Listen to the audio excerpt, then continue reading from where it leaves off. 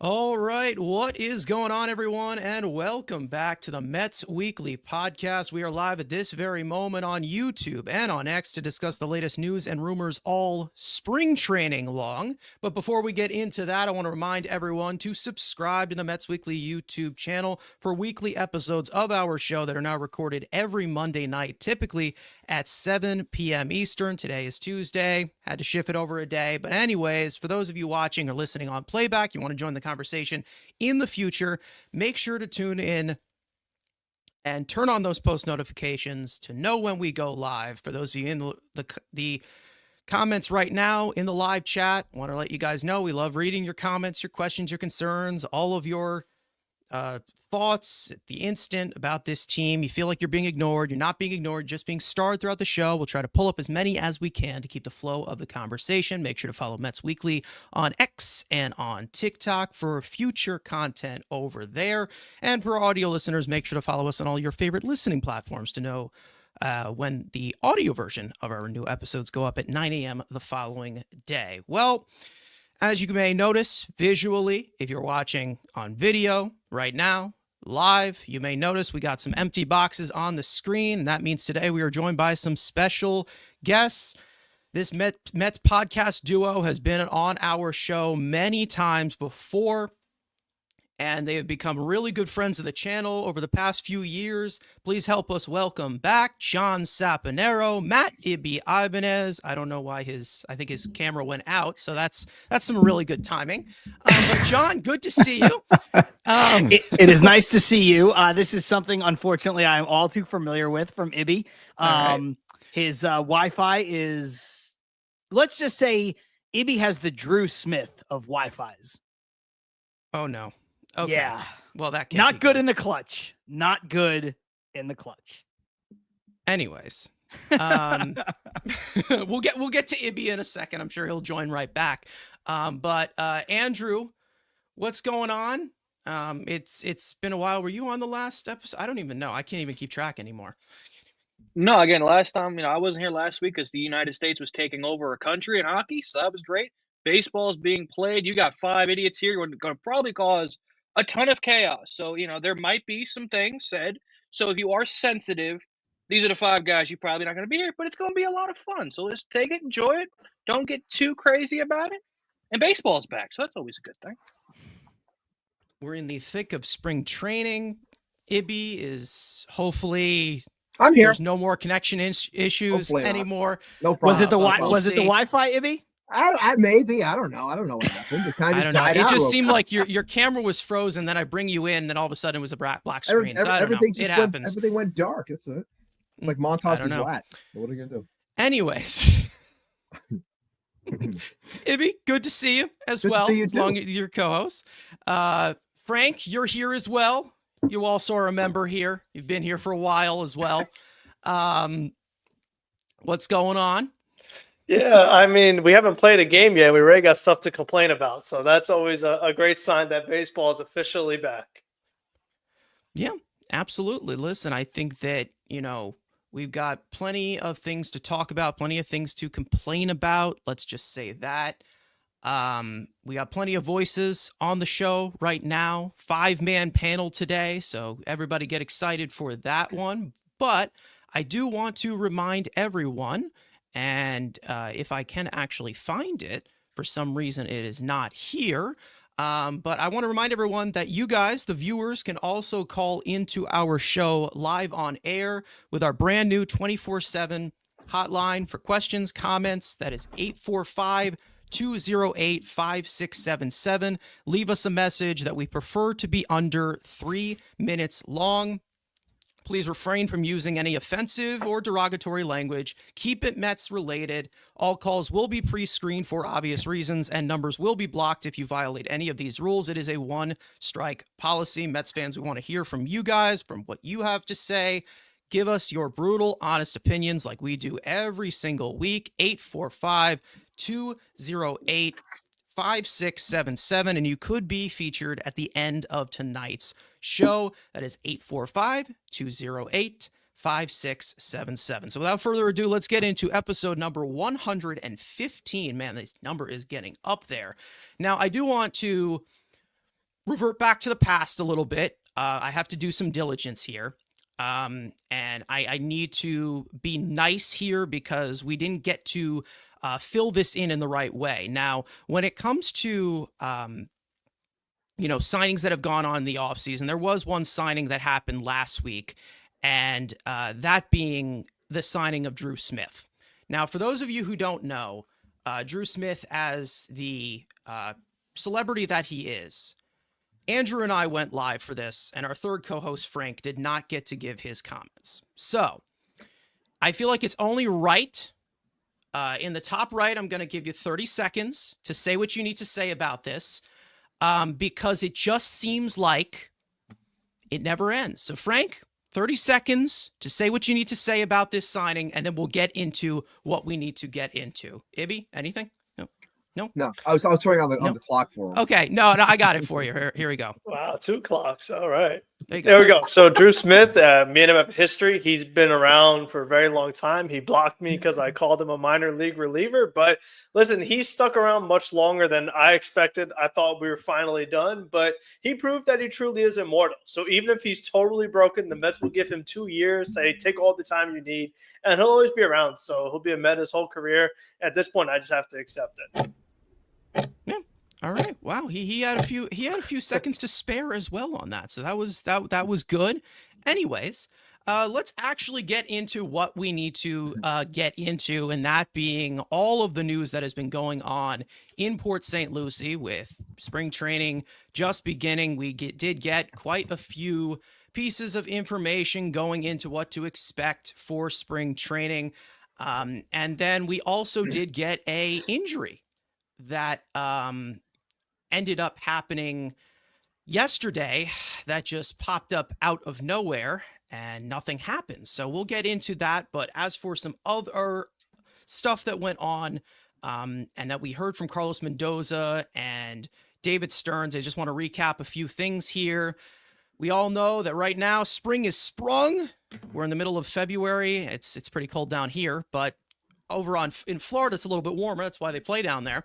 And for some of the stories that we did get some stuff about the starting rotation, some of the position players, basically, players on a team. That's kind of how that works in baseball. But when it came to Jose Budo, there was a report from Carlos Mendoza saying that he is not going to be stretched out as a starting pitcher and is expected to prepare to be a multi-inning reliever out of the bullpen going into 2025 opening day. Now, in relation to what happened yesterday, which we'll get into in a second, it seems like he still is not in that formula or in that possibility to be in the starting rotation. Jeff McNeil is expected to play a huge role. He will get plenty of opportunities, as we all know that he was going to. Tyler McGill is going to be stretched out to be a starting pitcher this spring. It's pretty more important than it was 48 hours ago. Griffin Canning is expected to begin in the bullpen, but he will compete for a starter job. Jet Williams is going to get some reps in center field. The Mets also, from David Stearns, said that they explored some contract extensions with some of their young players. The plan seems to be with the DH situation, which we all kind of expected. Starling Marte to platoon with Jesse Winker to start off the year. Get some time in right or left field. Brett Beatty is expected to get some reps at first base, third base, and second base throughout the spring. See a little bit of utility. And then the biggest piece of news, of course, was Frankie Montas going down with an injury. And that pretty much impacts the conversation right now of the starting rotation, which has definitely been a topic of discussion all offseason, whether you like it or appreciate it or not. Frankie Montas goes down with a high-grade lat strain. He has been shut down from throwing for 6 to 8 weeks. He is traveling to New York to receive a PRP injection, and he will require a full spring training ramp-up following the extended period of rest. And the best case scenario, according to Anthony DiComo, pretty much lines up at mid-May, early June for his 2025 Mets debut. Now, I'm going to start this around the horn here with a guy named Andrew, because Andrew, I'm kind of disappointed here. I'm not going to lie. I was expecting to do something all season. I was expecting to have it as more fortunate times, but we don't.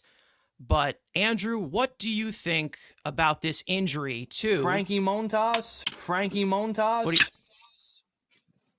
No? Okay. For those of you who don't remember that, that is a long time joke, and I was hoping to use that for a long time. But anyways, Andrew, as you can contain yourself from laughing at the nostalgia,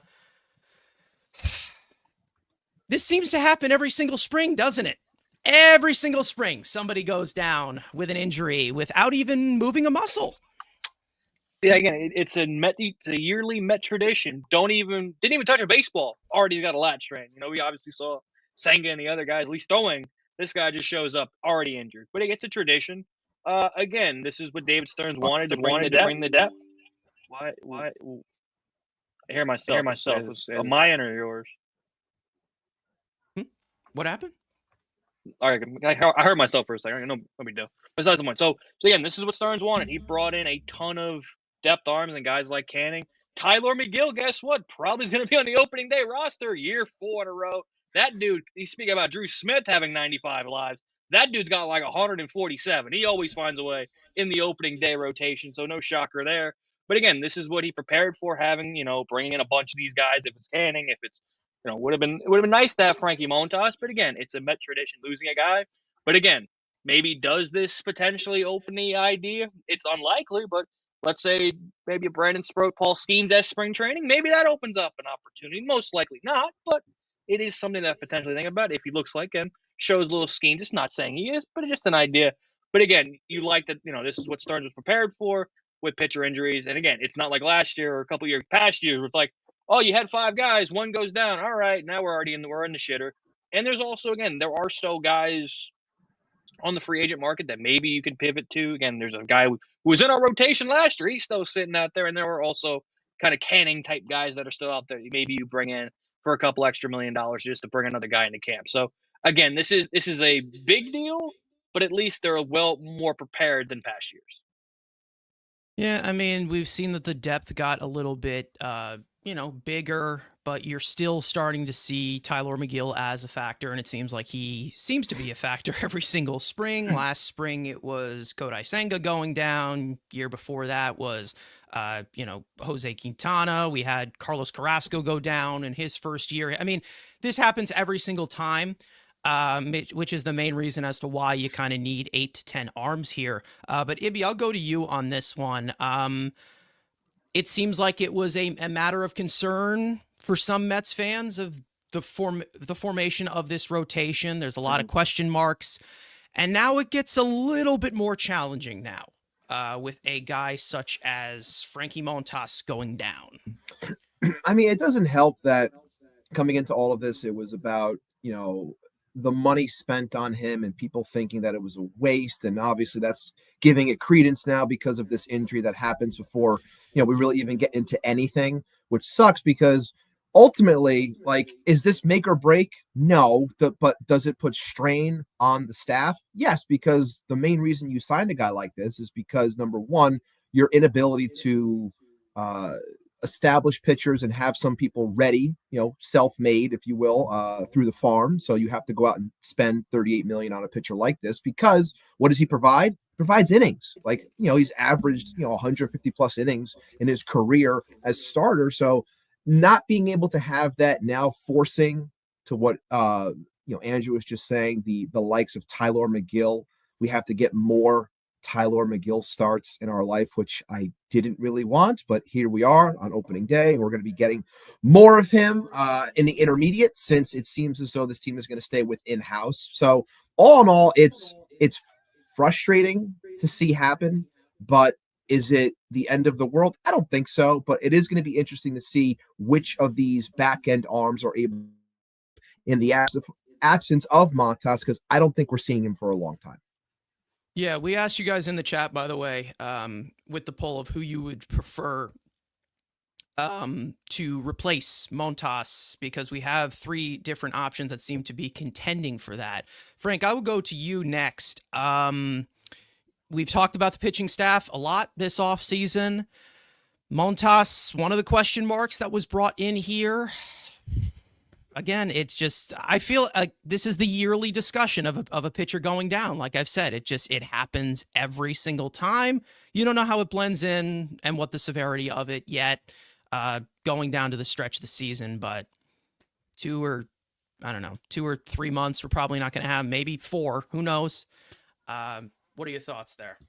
Yeah, I mean, this is why we always say you can never have enough pitching because you never know when somebody's going to go down. And when I look at Montas specifically, it's like there's good news and bad news. The good news is that in 2024, he made 30 starts. You're like, oh, this is a pretty durable guy. But then in 2023, you have the situation where it says he'll miss the first month with right shoulder inflammation.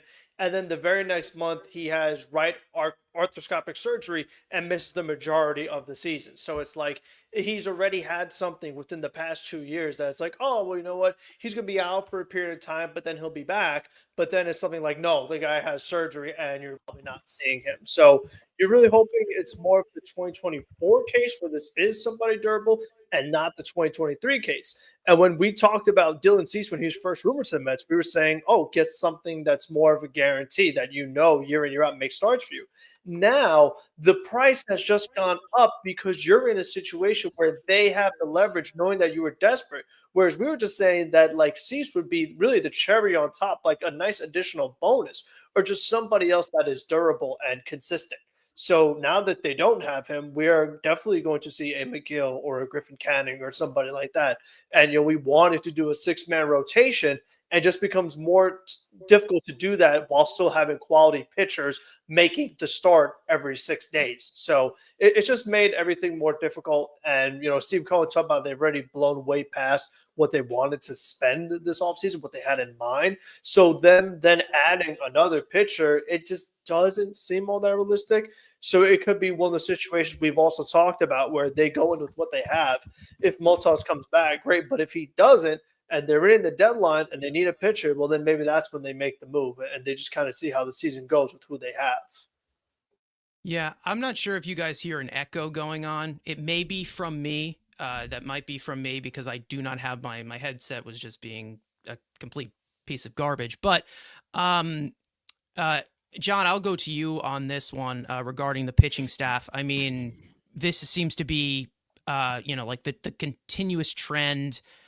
I mean, to me, it's just like, oh, it's a pitcher that dropped dead. What else is new?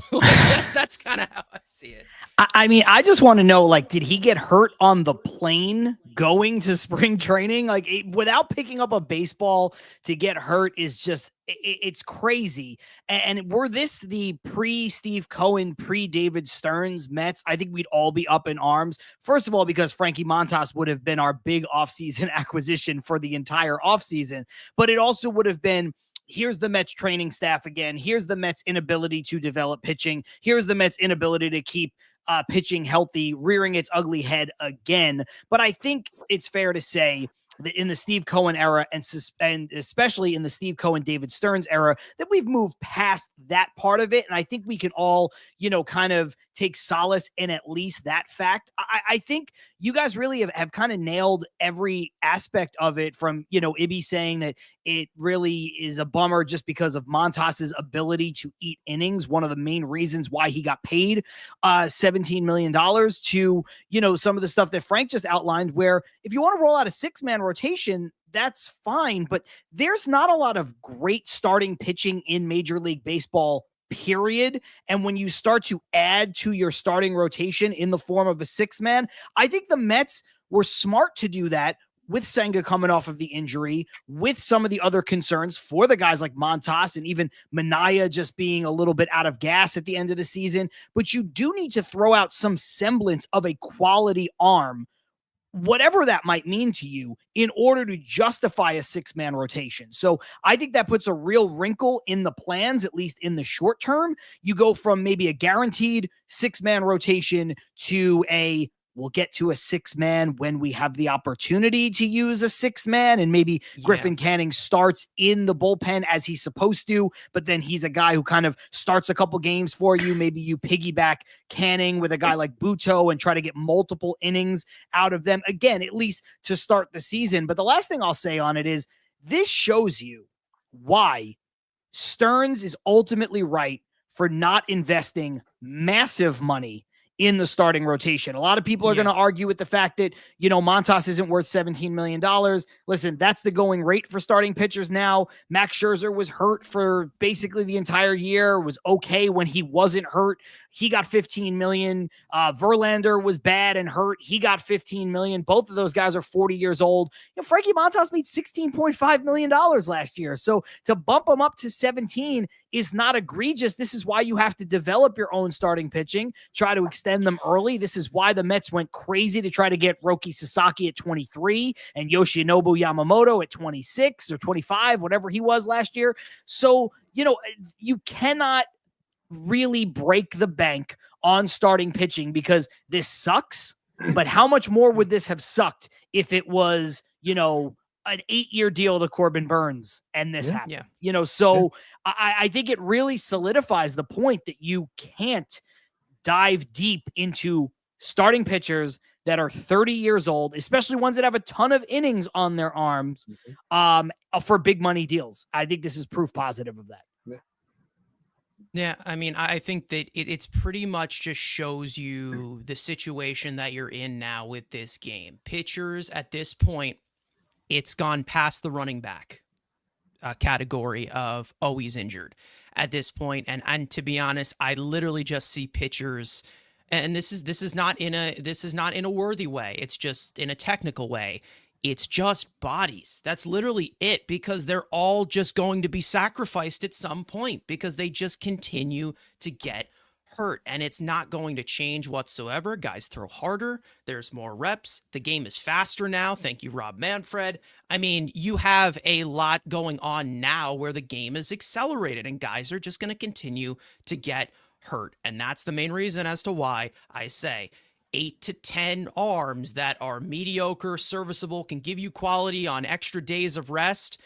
That is fine as compared to an entire super rotation. If you want to give me the full argument that the Dodgers are building a super rotation, the rotation they had last year, winning the World Series, was pretty much 75% dead.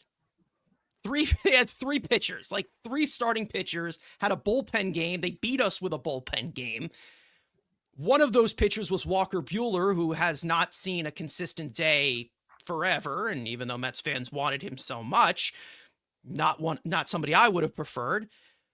Again, looking at it from the angle of just a pitcher's job right now, to me, is to get injured. That's literally how I see it, is a pitcher out there, no matter what happens, will get injured no matter what. Because let's not forget, there's some people in the chat here who I am okay with people who believe this, and they should do this, bringing back Jose Quintana as a possibility. I'm okay if people believe they should do something like that. Wasn't Quintana one of the guys that got hurt in spring training as well 2 years ago? I mean, this happens to anyone. Again, I think that there's probably something in the water in PSL because it just continues to be like this every single year. Nothing's going to change this. There is absolutely nothing. Quintana's not going to solve the problem. Will he deepen the depth? Sure. No one's going to solve anything. I think that the only guys that they bring in are going to be guys with major league experience on minor league deals, because obviously with the strap of payroll where they want to keep it at a certain number for the draft pick competition, I get that. It makes sense. There's some money here that I would love to drop, but it ain't going to happen now.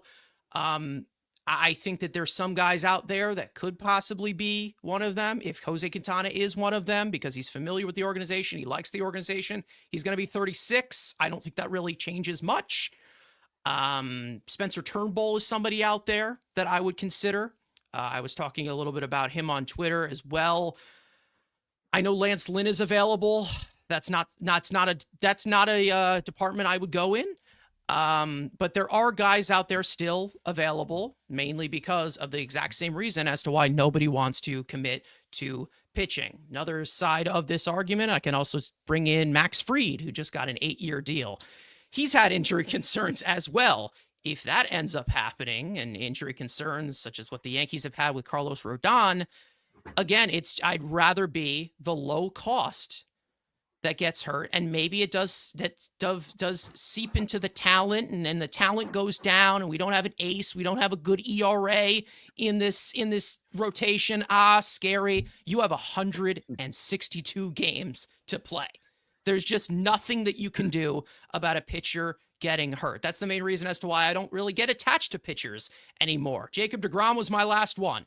We all have seen what has happened with Jacob deGrom. The only pitcher that I will forever be attached to is Edwin Diaz, because he is the greatest existence known to man on this earth. Anyways, if there's anything else you guys want to add? I don't want to spend forever on this because we do have tons of different things we can get into. We can also talk about Montas when we're grading a little bit of the offseason. But, this is the hand I feel like you're dealt just now with how this game is now. Well, the only other thing I think that's worth really bringing up with regards to this conversation is whether it's Jose Quintana or Lance Lynn, pick your person. Whoever the Mets sign, they're going to have to pay 110% on that contract. So even if they bring in somebody on a Griffin Canning-esque deal, which I think his is $4.25 million, and I think Quintana and Lynn and all these people have had better careers, longer careers, it's going to cost more than that, but it's going to be basically double. And I don't know that any of those people provide you the value that you are looking at, that you are going to be essentially paying double for. I know that we're all kind of sick of seeing Tyler McGill. Even Carson has come around to it as far as a starting pitching option. And I do think they're making the right move with regards to Jose Butto, because I don't think they want to jerk him around and you're a starter now and then you're back into the bullpen. I think part of the reason why he couldn't recover is because he'd never really done that before. So I think they'll rely on their other parts of the depth. But look, can you tell me with confidence that Jose Quintana is going to be better than Paul Blackburn or Griffin Canning? I mean, he's had a better career than them, but I don't know that he's worth, let's just say they signed him for $8 million. That basically means that it's a $16 million deal all in. That's not worth it. That's insane. That's more than he made last year. He wouldn't be getting the money, but it's more than what you paid to have him last year is what I'm saying. So it's just, I just don't think any of these guys are justifiable. That's why I don't see them swinging a big trade for Dylan Cease or Michael King because of this. But I think that's the thing that is the only thing that would be worth it, where you're like, okay, well, we're going to pay a lot more, but we're going to get markedly better. And I don't think any of the other names that you mentioned are markedly better.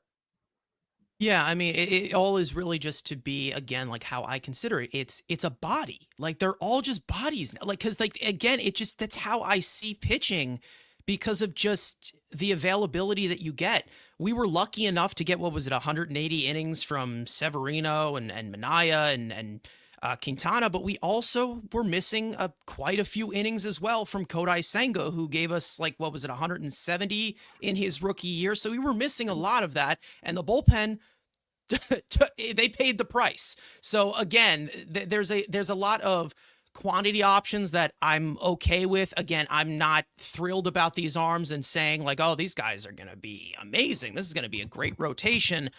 But together as a collective unit, I mean, that's what they're going to have to put together now, because these guys just drop like flies. There is not a single team over the last, 20 years, a single team at any certain point didn't have somebody, a pitcher with an injury. It will continue to happen. It has absolutely nothing to do with the quality of pitcher. It's not like bad pitchers get hurt. Good pitchers get hurt as well. It's just that's the thing. It's like it's not really just me saying, oh, well, Stearns did nothing wrong here. I like David Stearns. I'm someone who supports a lot of things that David Stearns does. There's nothing you can do. There really is nothing you can do to fix this. Again, and I said this on Twitter, and a lot of people were agreeing with me. I know, throw a party, that never happens. But again, it's when it comes to, preventing this to possibly happen, you're going to have to put a cap limit on velocity. You're going to have to put you're going to have to lower the mound from a different angle. You're going to have to modify this entire game into like a wiffle ball regulation if you're going to keep pitchers from getting hurt. And it's not going to get any better with the pitch clock. Maybe the younger guys do well at it, but again, Mets fans, I say this every single time. If you don't like these somewhat mediocre guys that they bring in for quantity and bringing up these innings, develop your own pitching. Develop your own arms. I don't know what to tell you. Maybe there's somebody out there, such as Brandon Sproat, who, brings himself into the rotation. Who knows? But workload is a thing. That's just kind of how it is now.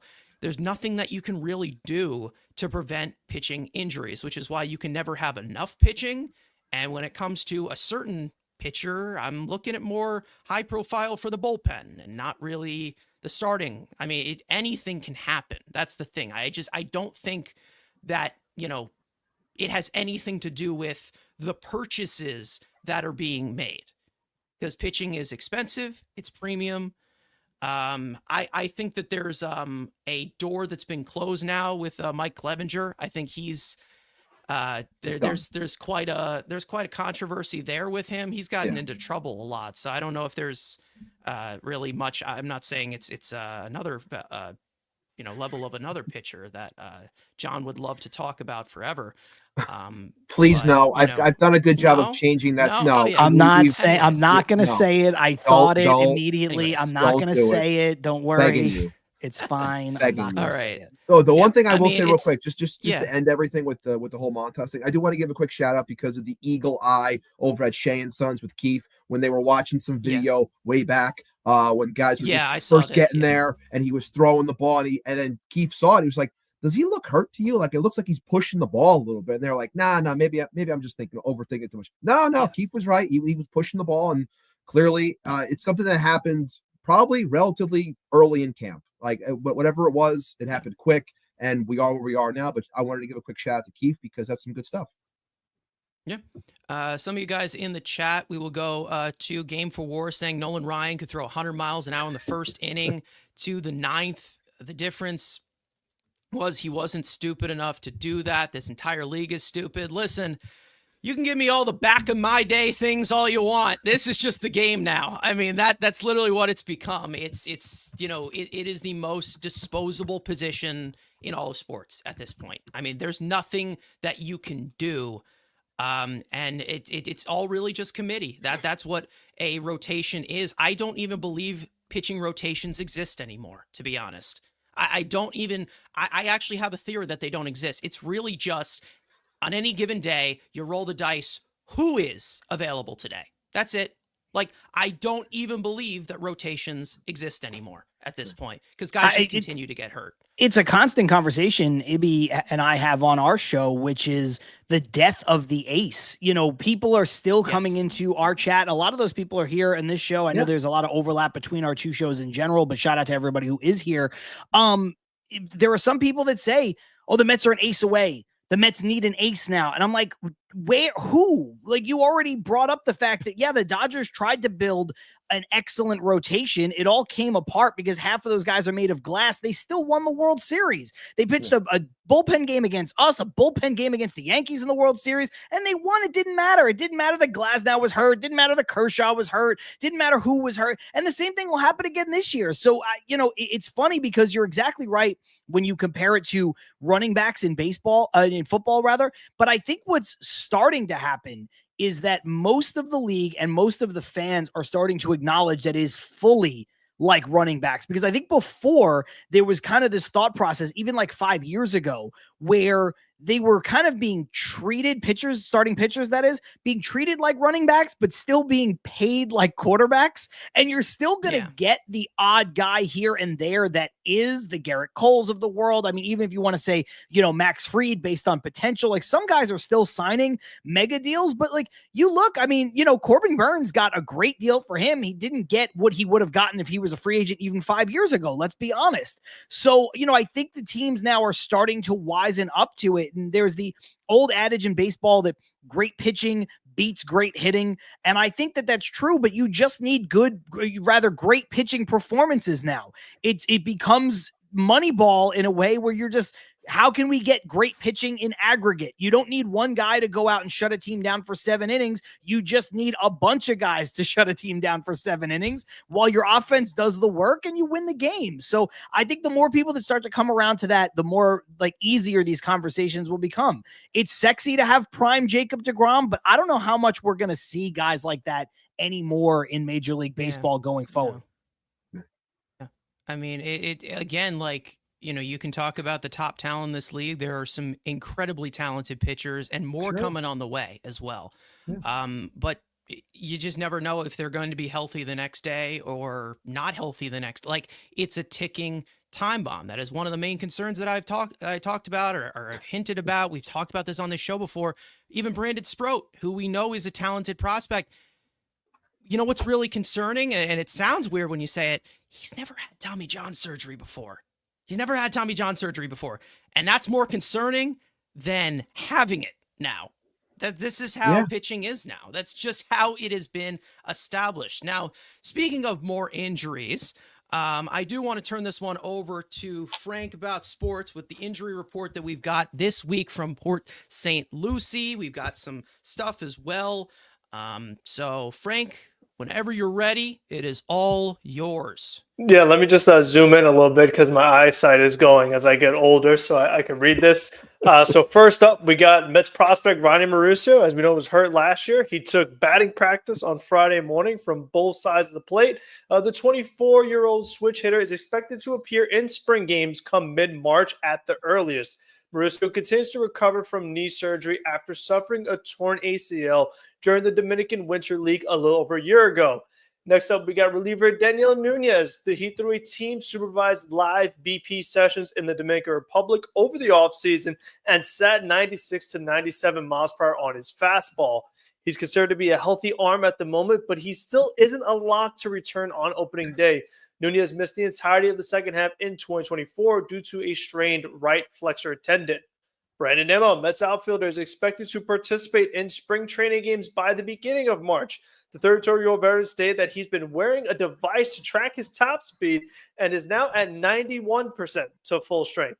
Nimmo continues to recover from a PRP injection he received in his left foot over the offseason due to plantar fasciitis that he played through during the second half of the 2024 season and the postseason as well.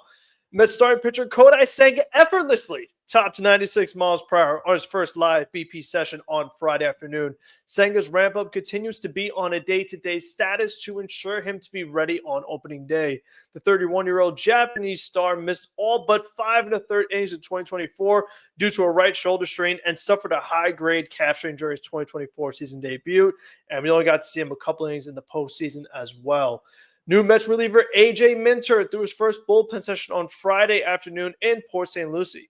Minter is recovering from torn labrum surgery in his left hip that cut his 2024 season short back in late August. The Mets and the 31-year-old southpaw are optimistic that he will be ready for opening day. All right. Thank you, Frank. Now, let me see if I did this switch correctly. Did I do it? No? Hold on. Oh, it's the Ibby show now. All right. Oh, wow. Awesome. There we go. So now it's time to get to grading in this off season. Now, of course, we got tons of stuff we can talk about with Port St. Lucie, but we just want to see games start. So let's just recap what has been going on throughout this entire winter. We got the 10 main guys that we have added. We do not have Drew Smith because that was already established by Frank. He got to, do a full rundown on that. It was very specific. You guys missed it. And then no Nick Madrigal because I do not plan on being canceled today. So anyways, now we obviously have the first one that I think that we just need to get out of the way. And that being a guy named Juan Soto, who I think was the centerpiece of this entire offseason, kinda. I mean, there were a few guys who were maybe even bigger there. I think indisputably, unless anybody wants to argue or troll in any way, I would say that this is an A+ move. Even though he is going to be a DH in like 2 years, doesn't play defense. Also, David Stearns had nothing to do with this signing.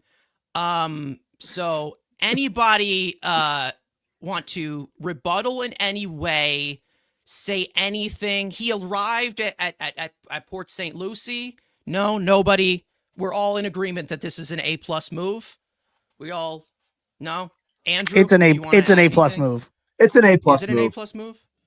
Okay, so I'll just put in A pluses here, and we'll just continue on and go in order here because again, I needed to just establish Juan Soto because again, it's an elephant in the room. We already know what they were able to do, so we'll go over to the first move that was made, and that being the most exciting one, a core member of our team in Jose Siri, and this was a trade involved with Tampa in exchange for Eric Orzi, a very, very talented pitching prospect who we gave up and we just let go. Frank, I will start with you on your grade to give to Jose Siri this offseason. What do you think of the infinite aura man?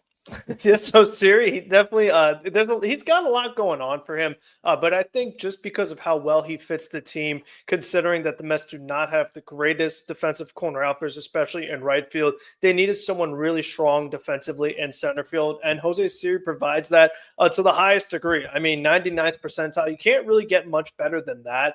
The offense is very hit or miss, so I'm going to give him a C plus. I will say the one good thing, though, is that we already see the chemistry looks really good. Him and Juan Soto are having fun, and everyone's just kind of dancing around. So it looks like he's going to fit the Met clubhouse locker room very well and just kind of be knowing these guys that's out here having fun.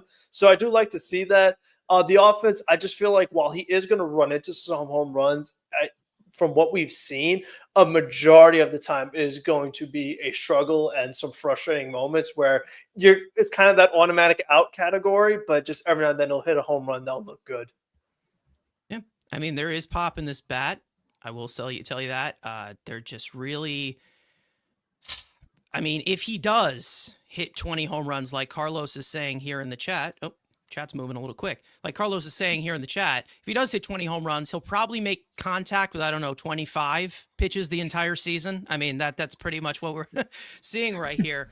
But Ibby, I will swing it over to you. What do you think about the addition of Jose Siri?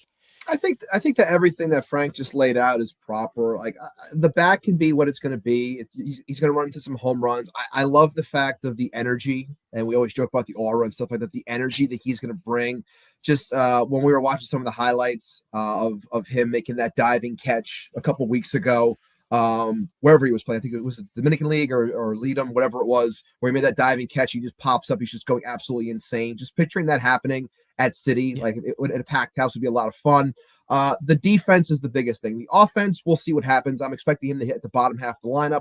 So if he's there and he's playing, I'm expecting him to provide us with much needed defense in center, because like we just said, not much in the corners. And again, the whole thing here, and we all thought it the second we got him, when you watch his defensive run save, especially when he's moving towards right field, it's tremendous. And when you're at the time, we're hoping to get Juan Soto, you're like, there's our blanket to protect the guy and make sure that, yes, we can mask his deficiencies, even though he says he wants to work harder and get better in the outfield, which is a good thing to hear along with his base running. But as long as you're doing things along those lines to protect the asset, I'm for it. I like the sign or the trade for Siri, but I'm also with Frank. I'm going to go C+. I could argue B- potentially because of the defense, but I'm going to go overall C+, and I think he's going to be a very fun player to watch this year. Frustrating, but fun.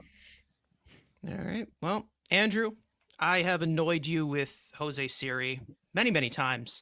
And we finally got him, so it ain't going to change, buddy. So what are your thoughts here? He bats 180, though. Like, what the fuck?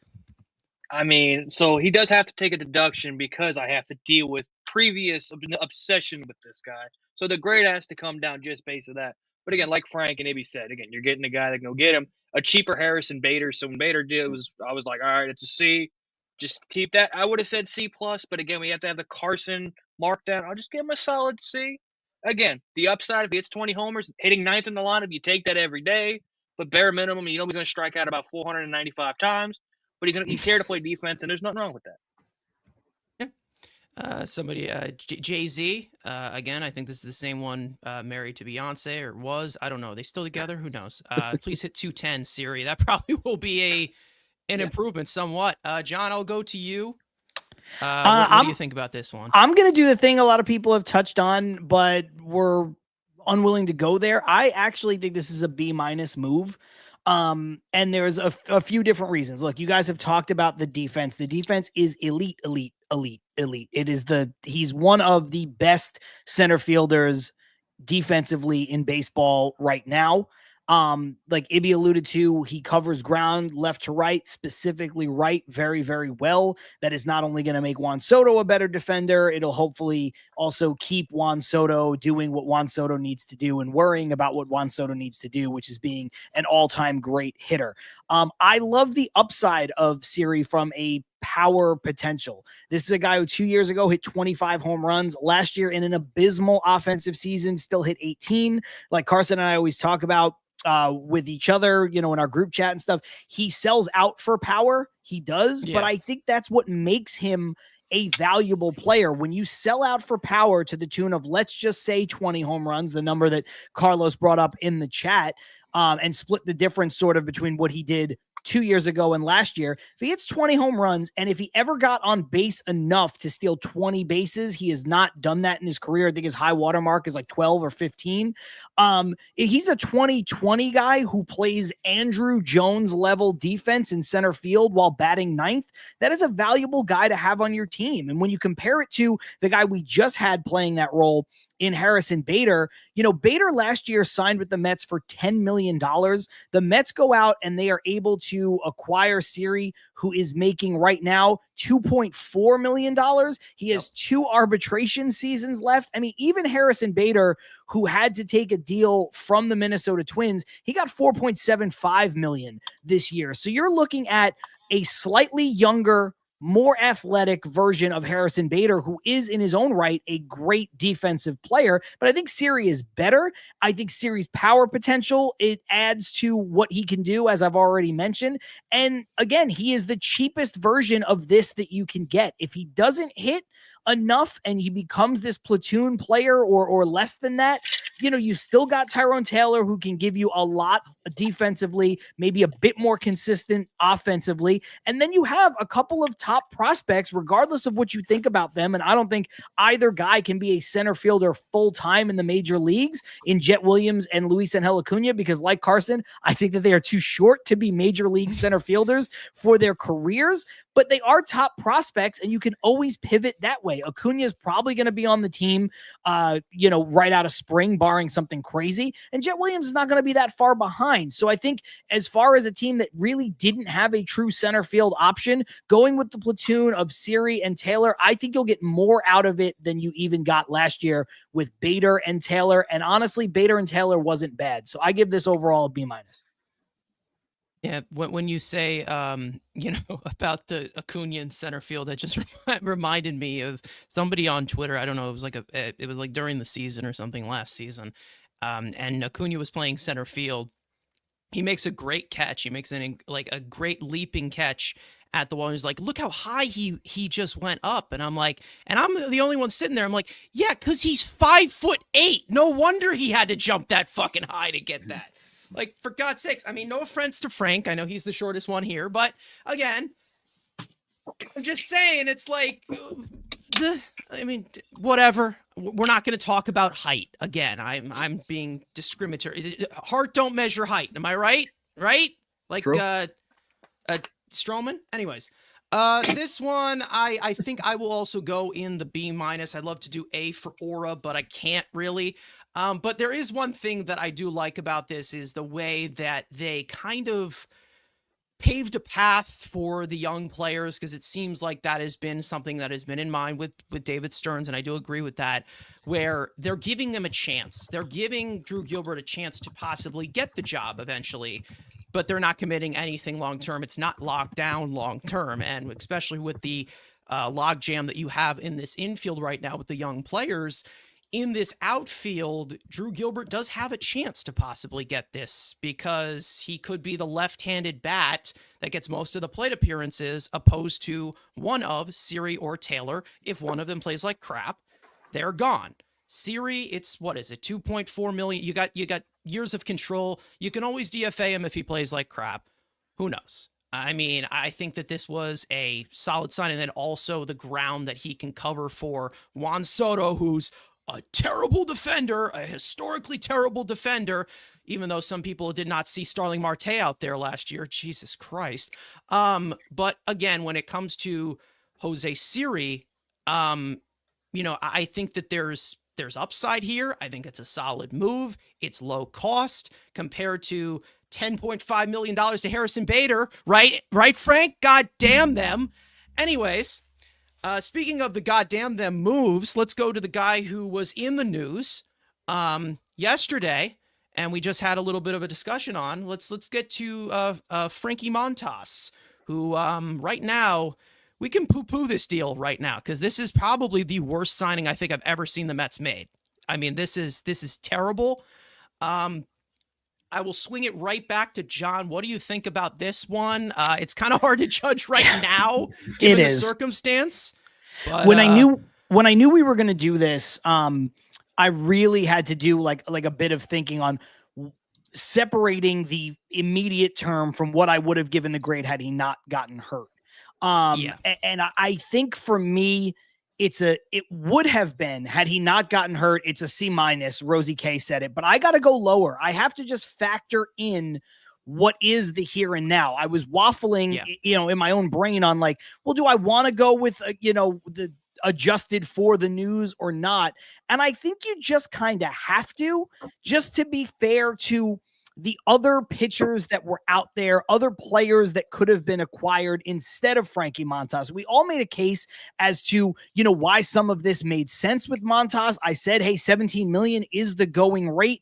I think David Stearns deserves credit for being able to turn these guys, not only Minaya and Severino from last year with the Mets, but over the course of his career going back to Milwaukee, in finding these diamonds in the rough. But it's not always going to work. And I think that if a guy gets hurt immediately the way that he did, and he's not going to be available probably till June, like we said, let's face it, I think you have to grade it in the here and now. So I'm going to go with a D. You mentioned a guy like Walker Buehler, right? And how you maybe didn't want to have him on the team, or you wouldn't have clamored for him. But when I look at the deal that he had, which I think is 1 year, $21 million. Now he's a guy who has been hurt a lot more than Frankie Montas. Ibby mentioned before all the innings that Montas has thrown in his career, 150 innings every time. But I think Walker Buehler gives you better pedigree, better upside. And I think there were some other people available where you didn't necessarily need to go out and jump the market for Frankie Montas the way that Stearns did. Last year, I lauded him for going out and doing that with Luis Severino. But the high point of Luis Severino's career, I think is fair to say, was higher than the high point of Frankie Montas's career, despite the fact that Montas does have good stuff and did have some really good years when he first came up with Oakland. I just think when you looked at what Severino did in New York, in really meaningful games, pitching for the Yankees, really going out there and for a little bit of time, whether fairly or unfairly, being compared to hey, who's better, Severino or Jacob deGrom? Like, us Mets fans knew what was up, but Severino got himself into that conversation by being great. And at the Queens Baseball Convention, Ibby and I spoke to a couple of former players, one hitter, one pitcher, who both said, look, man, there's no way you have the stuff that Severino has, the movement and the, top 5 fastball velocity or whatever it was at the time in Major League Baseball, and pitched to a 6.65 ERA without tipping pitches. So Severino seemed like a very fixable, a very easy way to test the mettle of your new pitching lab.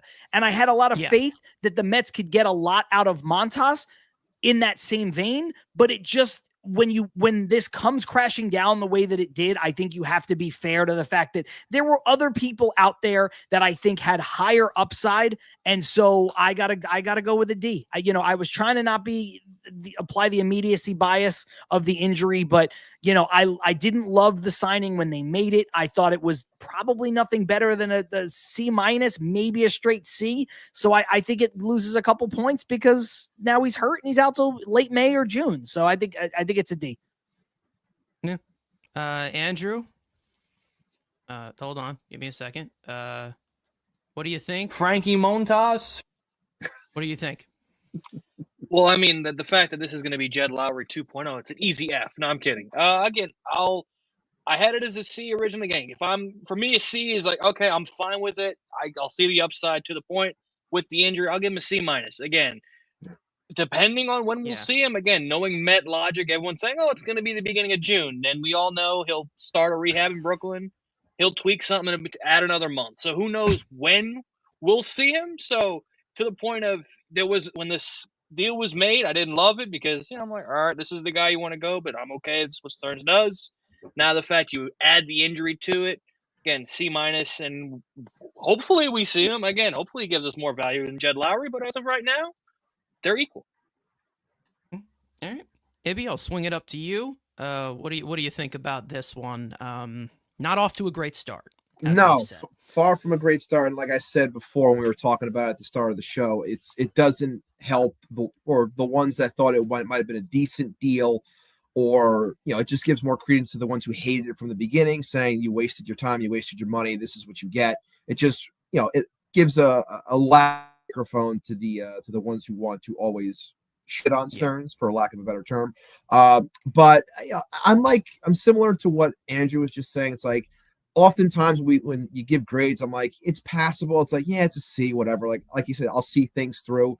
But with this, I'll drop it. I'll go C- as well. I just feel that it's unfortunate. It sucks because, like I said before, the innings are what I've been talking about the longest time. The last 2 off seasons, I've been saying how desperately this team needs innings from its starters. So I understood why Stearns would want a guy like this, and I didn't really rip it like others did at the start. But I do have to factor this in. It sucks. He got hurt. But all in all, we'll see what happens. I'm hopeful on July. Like that.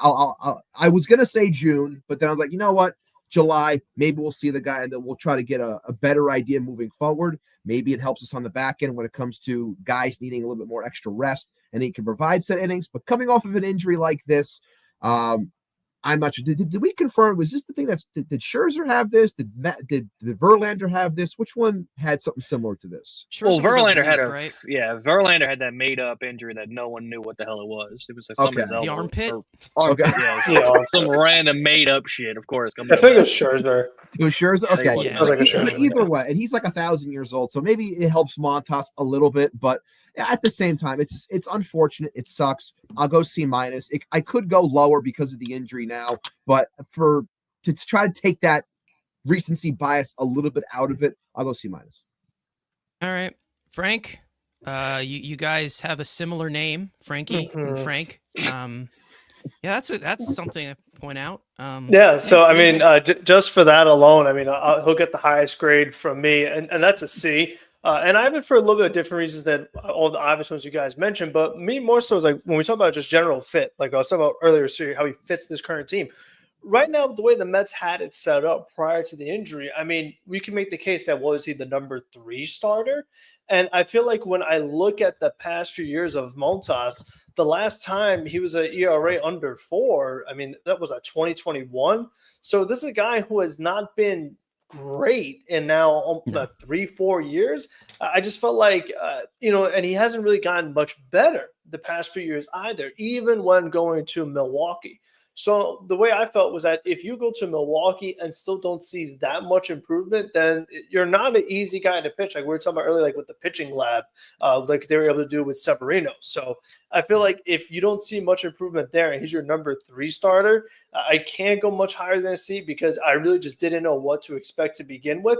And now that he's got this injury on top of it, I feel like you got to feel even worse. So now, I mean, according to Fangraphs, they have David Pearson as the number 3 starter now, and they have Paul Blackburn in the rotation. So I'm like, now everything is just kind of all over the place. So it is just not looking good right now. So, I mean, listen, I hope he comes back and he can show us something, because he has been good like a while ago now, but I'm not feeling great about this moment. Yeah, I'm kind of in this same boat where listen, I have always been um someone who has looked at closely of Oakland players. My dad's a big A's fan. I've talked about this before. I've known about Frankie Montas for quite a long time. And I could never really figure out what his deal was, and I got a reality check of it yesterday, because it's like, oh, well, the command issues. Is there some control issues? Maybe there is. There's some inconsistencies over here. Sometimes he loses his head. He's not great from his stretch. I've talked about this before, of him possibly being a guy that they bring in. Now they bring him in. Then I realize, oh, yeah, that's right. He can't stay healthy. That's the reason why Frankie Montas is an issue. I'm also going to go with the C- here. I had it as a C because, again, out of all these 10 moves on the screen that you see right here, I didn't know how to assess this one. Like, I did not know how this was going to go. And for the way that it's going right now, it's worse than the neutral right now. Hopefully he comes back healthy. Hopefully he can do what he can do. But, oh boy, like we said, we're not off to a great start with Frankie Montas's Mets tenure. Real quick, shout out to Odd Villain in the comments. This is said, bro, the lab from RoboCop can't save Frankie Montas, which is one of the funniest things I have heard in a while. That is great. Yeah. All right. Well, yeah. Let's just say that. I mean, the pitching lab can't, have like incredible experiments every single time, as long as it's efficient. Right. But you wasted $17 million on this one.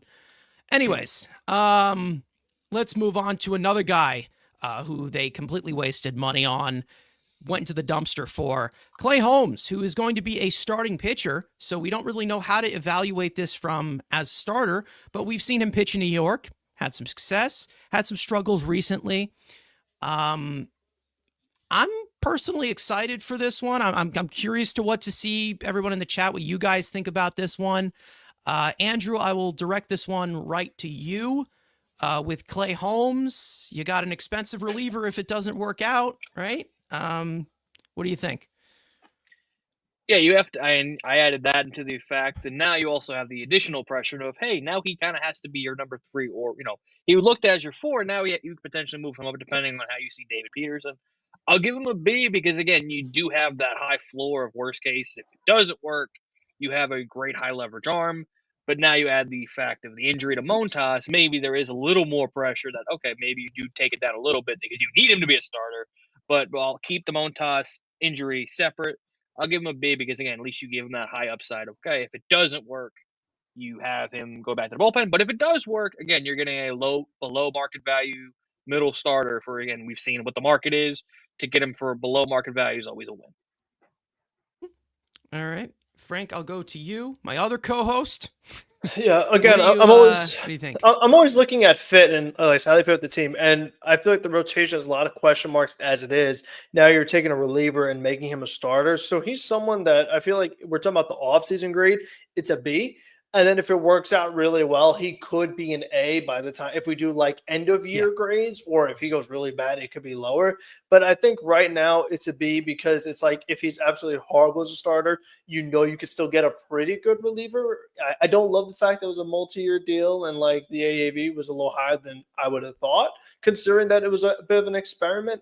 So, I mean, we'll see how it goes. And we've seen him, like you mentioned, if he is in a bullpen role, give up the big home runs in the big spots to the point where he lost the closer's job for the Yankees. So, it's not a guarantee like, oh, well, if he doesn't work in rotation, just put him in the bullpen. Like, no, he could still give up a big home run, whether it's in the 7th inning or 9th inning. I mean, a big home run is a big home run. So right now it's a B. I hope it's better, but with the rotation, I just felt like we had enough question marks as it is to just do a flat out experiment with everything else that's going on. I don't think it was the best choice, but I mean, they could prove me wrong for sure. All right. Well, we'll see what happens again. John, I'll go to you on this one. Clay Holmes, weird one to assess. Let's just say that. Yes, but I'm a little bit more bullish on this than you guys have been so far, and a lot of the comments from what I can see. I'm going to give this a solid A-. I like this deal a lot because of positional versatility and value on the contract. When you look at Clay Holmes, you guys have talked about some of the positives and some of the negatives, so I don't want to rehash those points specifically, but this is a guy who right now, if he pitches to a 4 ERA, let's say, which we all agree is not great, but at the money that he's making, that is still a value. We just talked about Frankie Montas making $17 million. And that's kind of the going rate for starting pitchers. This is significantly less than that. So, and then if he winds up faltering, which I think they are committed to this experience. So I think, or rather this experiment. So I think that this, is not going to be something they push aside and send him back to the bullpen in a month. But if he finds himself back in the bullpen in the latter half of the year and into next year, you're really only paying about $1 million, maybe $1.5 million more than what you would pay for a top flight bullpen arm. We saw that with, like the AJ Minter contract, for example. I think he's getting $11 million and Clay Holmes is getting something like 12.5 the way it averages out. So, and you're paying that for a guy who, yes, did give up some big home runs, did lose his closer's job, but also was an elite level closer, 4 points. And then when he settled back in to the setup role, was great at that. He's also a guy that has 2 incredible pitches. His sinker and his slider or sweeper, whatever you want to call it, they're elite when you look at the pitch metrics. So I think this is a really good deal no matter how it shakes out. I think the second year on this, I know there's a player option, I believe, for the third year, but I think the second year just kind of covers your ass for whatever might happen. It's like, hey, you know what? This blows up in our face a little bit as a starter, which I don't think it will, but if it blows up in their face a little bit as a starter, he transitions to the bullpen, then you have him next year as a bullpen arm that can set up for Edwin Diaz and can factor into your bullpen, as you don't want to give out too many multiple year deals in the bullpen anyway. So I like this a lot. I'm curious to see, what Ibby and Carson think about it. Ibby and I haven't talked about this too much on our show. I think we both feel pretty positive on it, but we haven't talked about it from this exact perspective. All right, well, Ibby, one thing I will say, we're seeing Clay Holmes give up a lot of batting practice home runs in PSL. So I think it's already been decided that it's an F. I'm not going to go that low on it, but no, for me, this was one that when it first happened, I was very intrigued by it. I wish I can give proper credit to the person I saw post a video on Twitter. I'm blanking on the name. And I always love giving proper credit, but he had posted a video talking about how he had felt that the likes of Jeff Hoffman and Clay Holmes, though looked at as relievers, could really succeed in doing that transition from reliever to starter. So for me, I had this at a B, mainly because I think that that's a proper way to look at it to start. And I think there's a way for it to grow to get to the areas where John was even just talking about from B, that we can work our way to a B+, A-, probably one of the better signings of the offseason. If he has a rise, the similar likes of Minaya and Severino from last year. But to the things that John was just saying, the pitches that he has, the sinker, the sweeper, the gyro slider, now he's mixing in a kick change. Is it going to work? We know that he's kind of tipping it right now with maybe that's why the home runs are happening, Carson. He's kind of tipping pitches a little bit with the changing of some of his mechanics. Those things right now, give up all the homers you want now. Just don't do it when the games actually matter. So for me, I'm very intrigued by it. I really think that he can succeed this year. I do. And I know Yankee fans would see something like this and they'll shit all over it saying that he's terrible and this and that. But I think the talent's really there. And I really trust David Stearns. I know people don't like hearing that, but I trust when he chooses to sign a player to this type of contract. It's one thing if it's the 1 year essentially with the opt-out right after the 1 year, but this was 3 years with an opt-out after 2. So I feel like he thinks that what they have here can really work and he can have an affordable starter because, to John's point, I agree with wholeheartedly. I don't think this is something that's going to change. I think he is here to be a starter. He's been working since late November to make sure that the innings and the workload that he's going to be asked to put in this year are that of a starter. So I wouldn't be shocked if he's working to throw 130 plus innings for this team this year. And I think he can succeed. So for me, I'm going to give it a solid B, but I do think that there's enough to grow even higher when we recheck these grades at a later date. Yeah, I mean, I think that there's definitely a lot of starter upside here, especially with the adjustments that we see him making. Obviously, more of this kitchen sink type of thing. It's something that you could accredit to what happened with Seth Lugo moving over to Kansas City. Had a decent year in, San Diego, things like that, of him being a starter. Could that be something that you see here with Clay Holmes? Maybe. You possibly could. But this also kind of just goes into the point that I made earlier on of pitchers are just bodies at this point. Like anybody that can be available for anything, they have value, unfortunately, with how much they get hurt. And I was one of the few people that I saw when Clay Holmes signed, they were like, oh, he's going to be a starter. And I'm sitting there, I'm like, all right, sick. Let's do this. Because I'm like, okay, let's try something else new. So, I mean, I'm also going to, I'm going to go with John on this one because I do like the upside of this one compared to Frankie Montas, who I just can't figure out whatsoever. And maybe we'll have even more struggles to do that because he just is hurt for the next, I don't know, 3-4 months. Maybe we don't even see him at all. But no, I like this Clay Holmes addition, and I think it's going to pay off fairly well. And then you have a overpaid reliever in the back end, maybe if it ends up going somewhat. But again, the live BP home runs, I'm getting nervous. I'm getting very, very nervous, and I think that pretty much settles it. That completely settles it. That it's just going to be a complete failure. I mean, we've seen so many guys. I mean, if Nick Madrigal homers off of him, it's done. We're finished. Well, I did want to ask you, Carson, are any of those home runs from Jeff McNeil or Brett Beatty? Because if they are, I want to change my grade. He's got a new bat. Frank's happy. He's got a new bat. Who's got a new bat? Jeff McNeil. Oh, okay. Unfortunate. Okay. If he's gonna hit 250 to 270, he better hit 20 home runs. Better. Yeah. Absolute better. Anyway, was Beatty one of them? I don't know. I saw Beatty get like a half swing off of Kodai Senga or something. I'm just kidding anyway. Swing. I'm not changing the grade.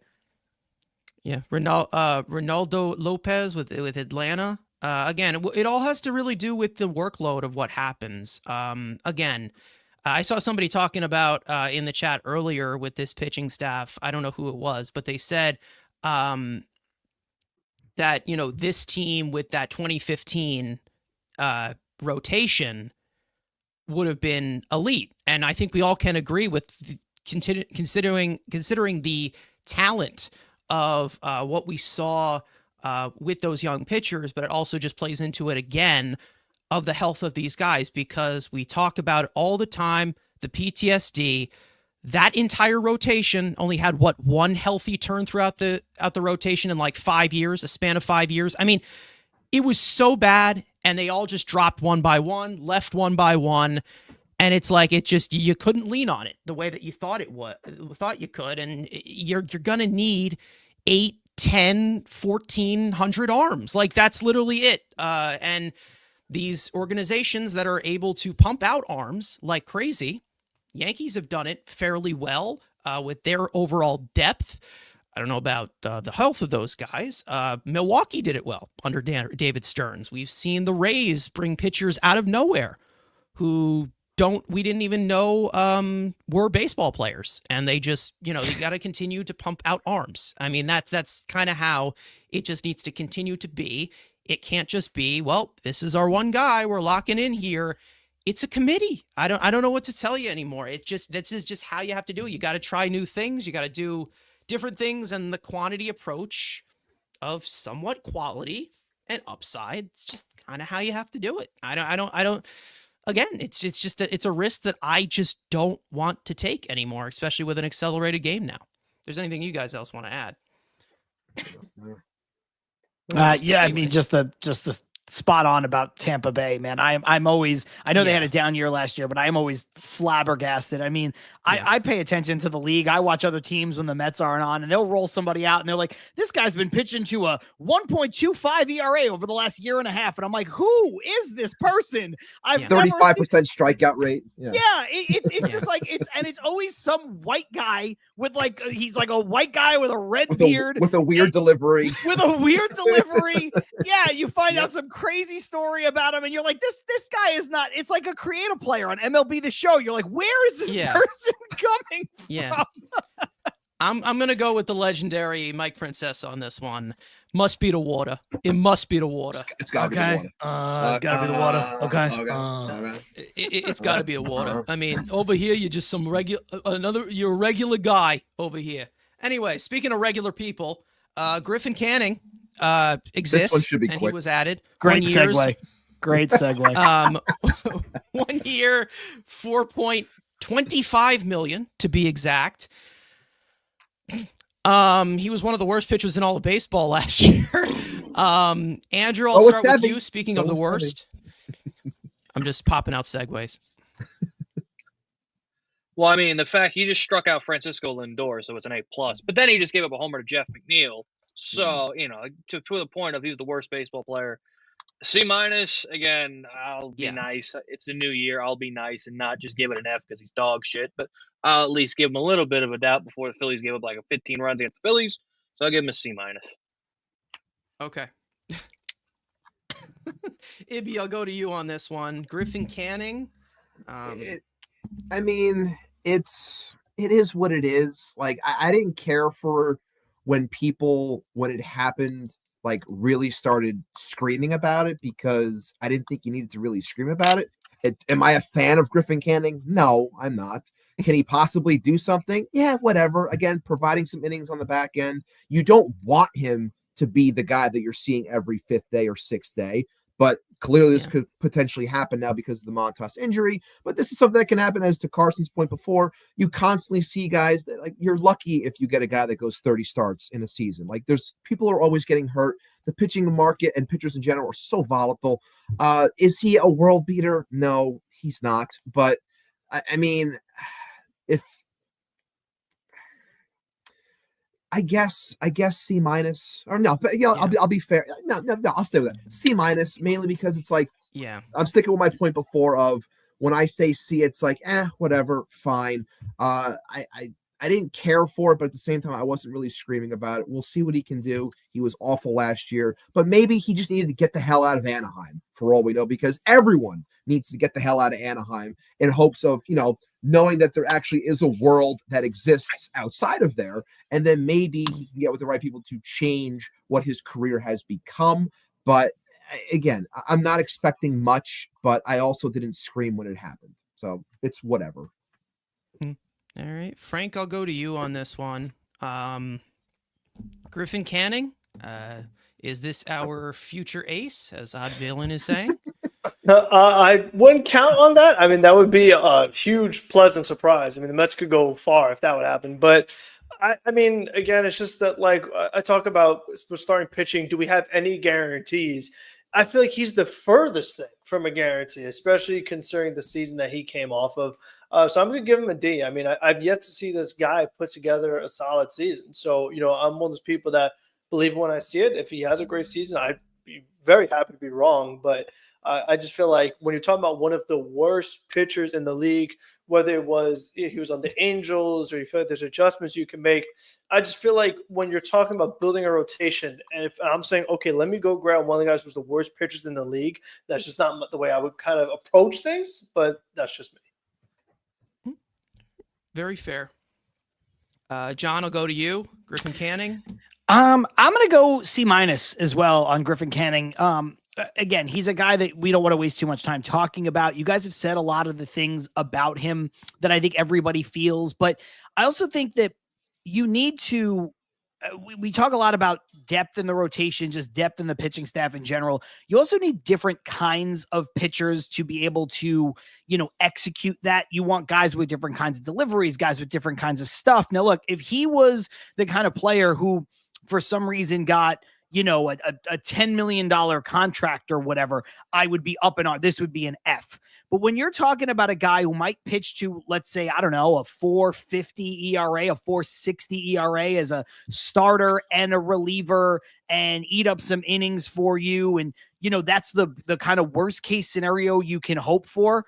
At $4.25 million, I don't think it's a bad investment, especially when you're trying to protect yourself from calling up Brandon Sproat too early. You're trying to protect yourself from, Griffin Canning had some terrible numbers, had the worst ERA in baseball last year. But like, if you don't have Griffin Canning on your team, is Dom Hamill in that spot? Somebody who's never done it and never had any success in any way, shape, or form. So there's the immediacy bias of last year was terrible. And there's also the realistic portion of, his career has not been great. But I do think Ibby is onto something when he says this guy spent his whole career in Anaheim, which is one of the worst run organizations in the sport. Yeah.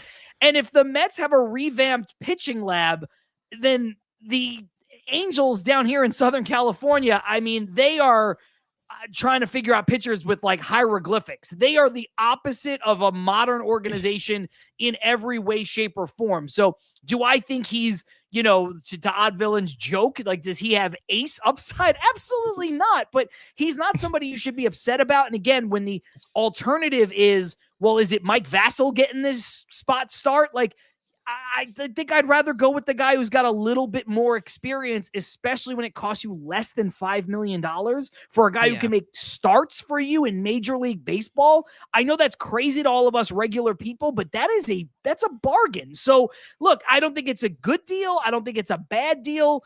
I just think it's a deal that you have to get to round out rosters sometimes, and people get, all up in arms over it. Like, why would you bring this guy in?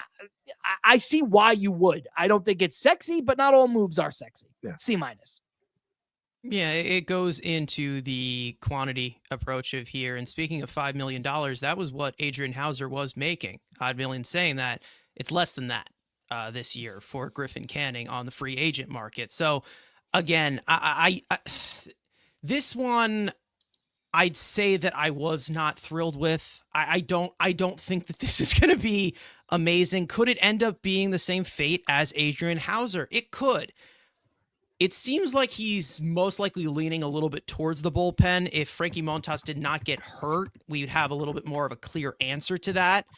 And, we would have another talk in that way with the rotation. Obviously, there's guys, they just need to be arms here.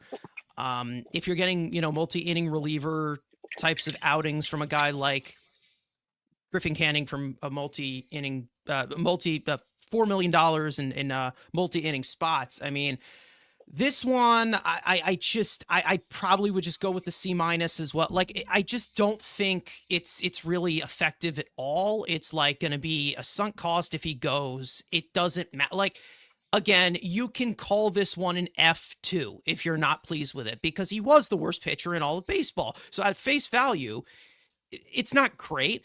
Maybe it is a change of scenery type of thing, because like we've said, the Angels just suck at everything, and they suck at everything in all existence. That is nothing to Angels fans. I'm sure you guys are great people. But Artie Moreno, there's only like 4 of them. Pig. So, anyways, let's move on to the right side of this real board, quick, and that being the Carson. What happened? If I could just cut in for a second, like I see a lot of the comments of like, and they're a lot of them are funny, like Truman Quinn saying, if you guys would have given me grades in high school, I would have gotten into Harvard and stuff. I just think that, like, with regard, and it's funny. I don't take any issue with anything that anybody's saying, because we're all just giving our opinions. But like, not everything is going to be an F when you consider like the contract value, the contract length, what this person was brought in for relative to, the rest of the team. If you go back to, like the Brody Van Wagenen offseason, where you have Waka and Porcello, Dylan Betances, and Jake Marisnick is your big acquisition as far as offense is concerned. Yeah, relative to the way that team was already built, a lot of F's as far as that's concerned. But when you're looking at Griffin Canning, being, I don't know, your 7th pitcher, your 8th pitcher, or whatever it is, like, or even less than that, if you want to factor in Sproat and some of these other guys in the rotation, like, you have to take some of that into account. Again, you also have to take the money into account. If he's a guy who for some reason commanded double-digit $1 million, I would have given this a Z minus. But he got a $4.25 million contract, which, like you said, less than Adrian Hauser. If he's off the team by June, we're all going to forget he ever existed, and it's not going to matter. So, like, I don't know, for a deal to be an F, I think you really have to like it has to confound you beyond belief. What happened? Be Nick Madrigal. Yeah, kind of, almost.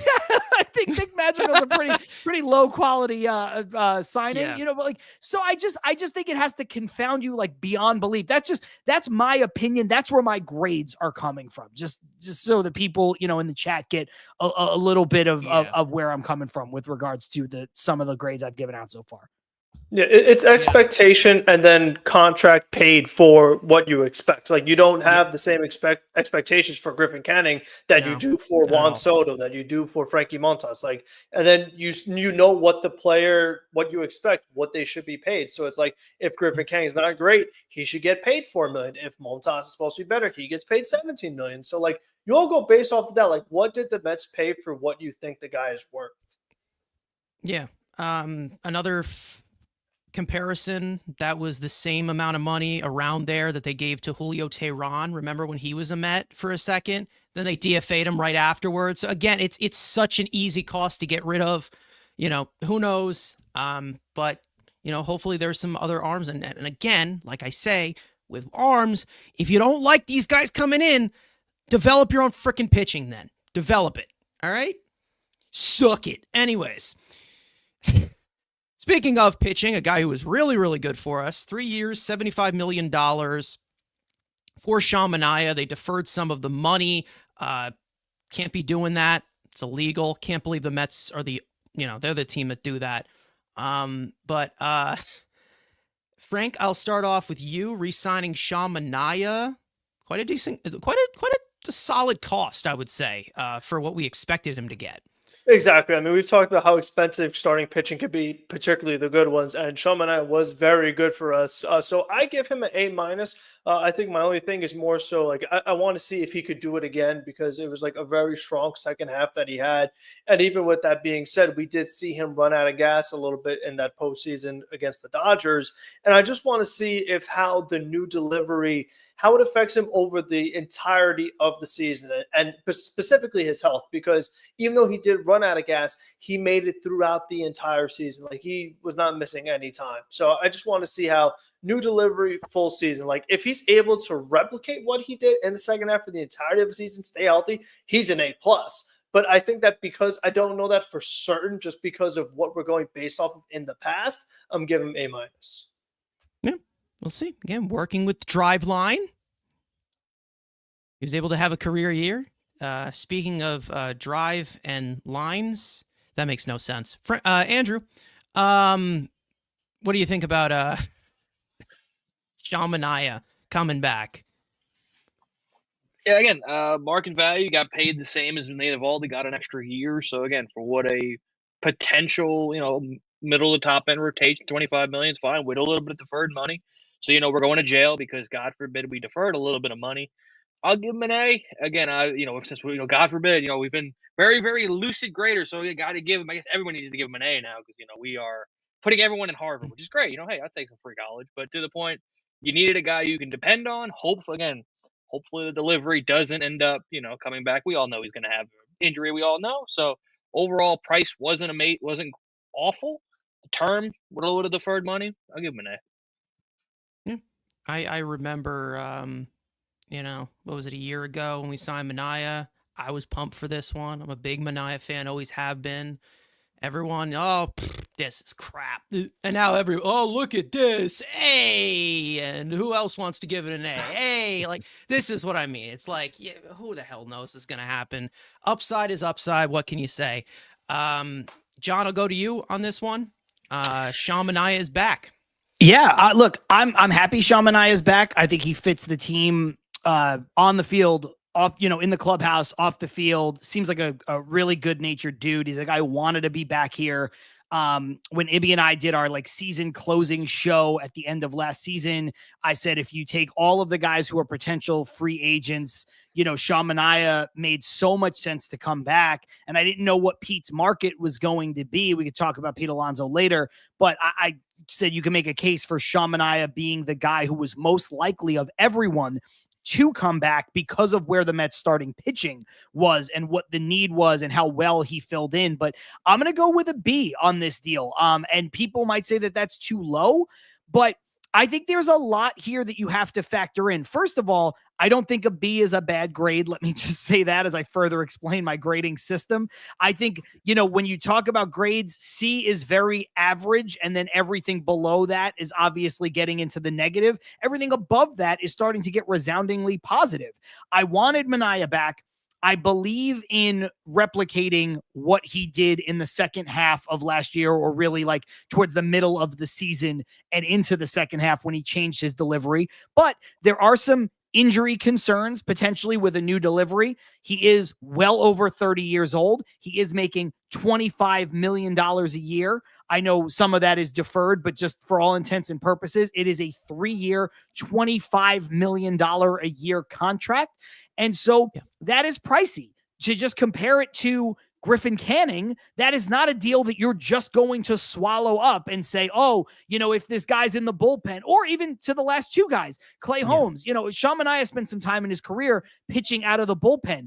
If he's a $25 million a year bullpen arm, that's not great shakes. So for everybody who may have criticized the grades that I gave to Canning or the grades that I gave to Clay Holmes, again, you have to adjust it for expectation. He is being paid like a top of the rotation starter. Do I have faith that he can do that? Yes. Do I hope that he does that because he just seems like a really cool dude?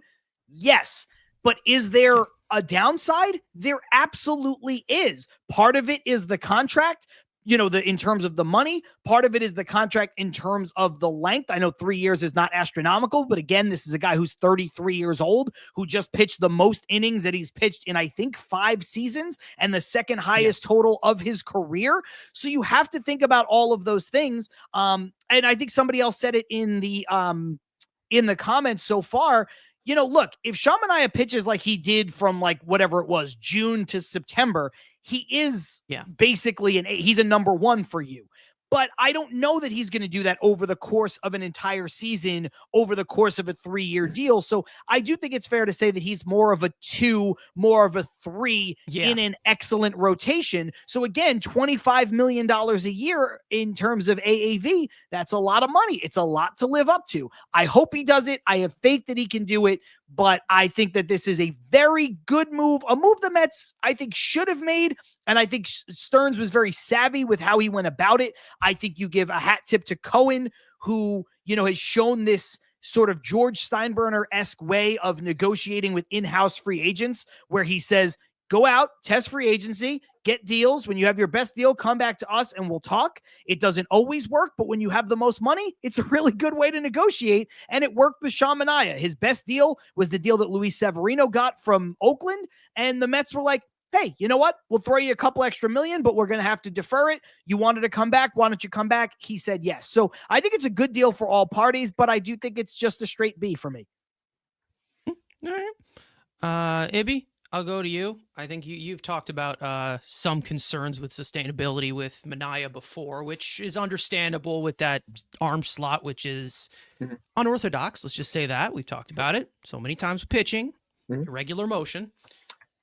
Yeah, I mean, when it comes to it, I always had my reservations a bit. I wanted Manaea to come back, and I wanted him to come back at the right price point, and I had put it at around $70 million, which he ends up getting what he gets. So I was in the ballpark, and I'm happy that he's back. But for me, I'll give it a solid B+, mainly because of the things that Carson was just alluding to, and that me being worried, and I'm going to stay consistent with it. I was worried, and I said this to John multiple times, that bringing back a player like this, I am concerned when it comes to the workload, especially when he's coming off of a season that we saw him lose steam at the end, then asking him to replicate, because as we can see already, that the the starting rotation might not be what you wanted it to be because of the Montas injury. We'll see how things progress as the season goes.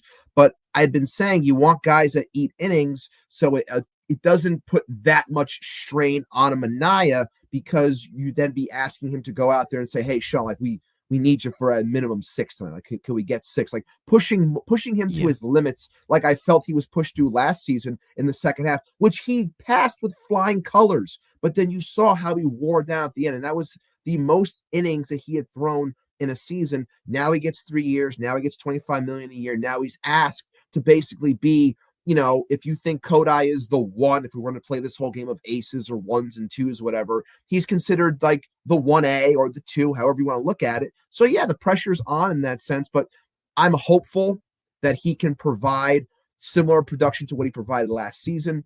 I hope that, what Carson was just saying as well, when you're alluding to, or I should say, when you're mimicking the likes of someone of Chris Sale, yes, he just won a Cy Young, but we also know that there is a litany of injuries when it comes to the likes of Chris Sale. So I'm not, I don't want that to happen to Sean. He seems like a fantastic guy. Wanted to be a Met. We've always, on all of our shows, we always say how it's important to have guys that want to be here, who have success here, which he did last season. He comes back at a semi-discount. I want him to do well, but I think a solid B+ is proper for this one. Yeah. I mean, I think it's all really, really fair because, again, I think that when you bring in any sort of pitcher, no matter what, anyone is going to think from face value that maybe it's an overpay. Because, again, that's just how the pitching market is. When it comes to Manaea, it was kind of like that low 2, high 3 type of money that he did get. With it being deferred, it's a little bit better personally, I think, because millions to millions with this luxury tax, 110% added onto it. It's, something that you kind of want to keep track of in that way. I understand we got the deep pockets and Steve Cohen, but whatever. Anyways, I'm going to also be here with Andrew here and give this an A, because I think that this is the only way to, fit this thing in of forming this rotation, because you can get a little bit of anything with Sean Manaea at his best, where he can give you those sort of innings. He can also give you the strikeout stuff, contact manage, go deep into game. Like, you can get a lot of different things from him. And I feel like you're kind of in like that sweet spot of he's in his mid-30s, he's well developed. There is some concern there, of course, with the arm slot. Maybe there is some health concerns, you never know. But I feel like when you're talking about a 6-man rotation as well, which kind of is a little bit less possible right now with Frankie Montas going down, which is why I probably would add another pitcher on a minor league deal that maybe could, the Dylan Bundy level or whatever, but hopefully better than Dylan Bundy. But again, when it comes to the depth, anchoring the rotation, somebody said it in the chat. I feel like he did that a good amount. Again, when it comes to a 6-man rotation, Sean Manaea, to preserve that type of sustainability in that way, I think it will benefit him just as much as it benefits somebody like Senga to stay healthy, get that extra day of rest. They're not in that, motion as of right now, and that's the main reason as to why, we got an injury from Frankie Montas that was, I don't even know what the hell he did, but he hurt himself. So again, they're going to have to get into somewhat of a rhythm here, but I think that this is the type of sweet spot deal of 3 years is the most I would give to a starting pitcher. I was willing to overpay to bring back Manaea because I feel like there was just a really good room for stability with him, even though there is some questions if he can repeat it or not. But again, it all really just has to go with innings, and you got a good amount of innings from him last year. There's a wear down. I get it. But hopefully they look at it from an angle of, okay, yes, this worked out last year, but also we're going to still have to make some adjustments, because at the end he said, oh, well, I kind of ran out of gas there. And that came in the most unfortunate moment in Game 6 against the Dodgers. So maybe the less of the workload can be better for him. There definitely is a little bit more expectation for him to somewhat repeat what he did last year. But we will see, how that all evens out there. it all really just has to do with getting the innings, and the way to get innings is you got to get the outs. All right, and that's kind of how it works with guys like Griffin Canning. Give me a quality outing there, quality outing here. I'm not asking for the world.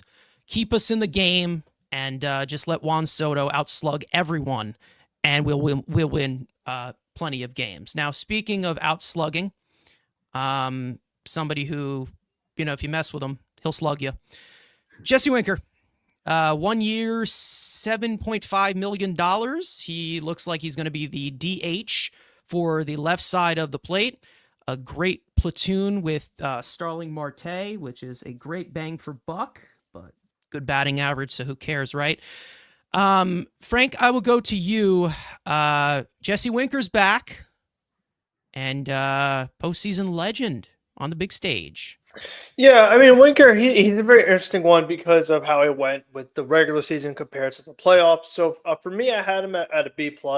I think in general, you would like someone from your DH that maybe has a little more power, but also we know the struggles against the left-handed pitchers. So he's also someone that technically is going to be in a bit of a platoon with Starling Marte. So he's not someone that's there every day.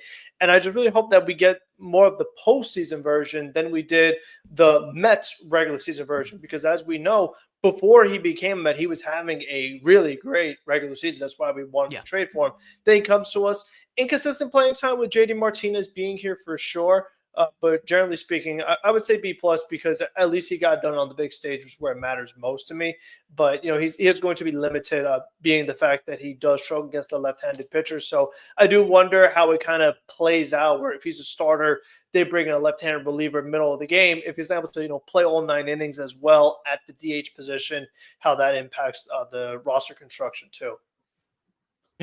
Ibby, I know that you were a really big proponent of this when it happened, when we traded for him, traded Tyler Stortaway, the future ace of the century. That's a big talking point. Anyways, Jesse Winker's back and is going to be a part of a platoon with Marte. I was shocked that we got Winker back, mainly because I thought that there's a lot of desperate teams out there when it comes to lack of outfield. There's a bunch, I can name Pittsburgh, I can name Houston. There's a lot of teams that don't have outfielders. So I thought somebody was going to give this guy 2 years, let him get him a chance to start somewhere, whether it was at a corner spot. I know his defense isn't the greatest, but just having a bat like that in their lineup, I thought he would have gotten more opportunities. But I'm pumped because I said to John, I would love to have him back. When we were talking about who we would like to see come back, we mentioned the likes of Minaya and Winker, and I was like, I would love to have him here, but I just think someone's going to give him 2 years. I didn't think that Stearns was going to give him that extra year. Get him for the one. I love the attitude, the fact that we have him and a Siri. You got to have those assholes on your team, because it really does carry in a clubhouse when you have someone like that on your side. Like we always say, it's one thing when someone else is an asshole on another team. It's one thing when they're when they're representing you, and people, and Mets fans especially, always want those guys that have that fire and that grit. So I think he fits that persona. I think he embraces it. I think he likes being here. I think it really showed out with the abbreviated time that he was here last year, as well as, being at Amazing Day and stuff like that. It seems like he's really digging the overall vibes of the clubhouse. So for me, I give it a solid B. I understand when people want to say that, they wanted more power. They thought that they would get more from the DH position, but I think he provides something for this team all around. Do you want a little bit more punch? Sure. But, I think some of that gets masked as well when you bring in a Juan Soto as well. So I think he fits. I think it works, and I think a B is the proper way to go about it. John, I'll go to you. Winker's back.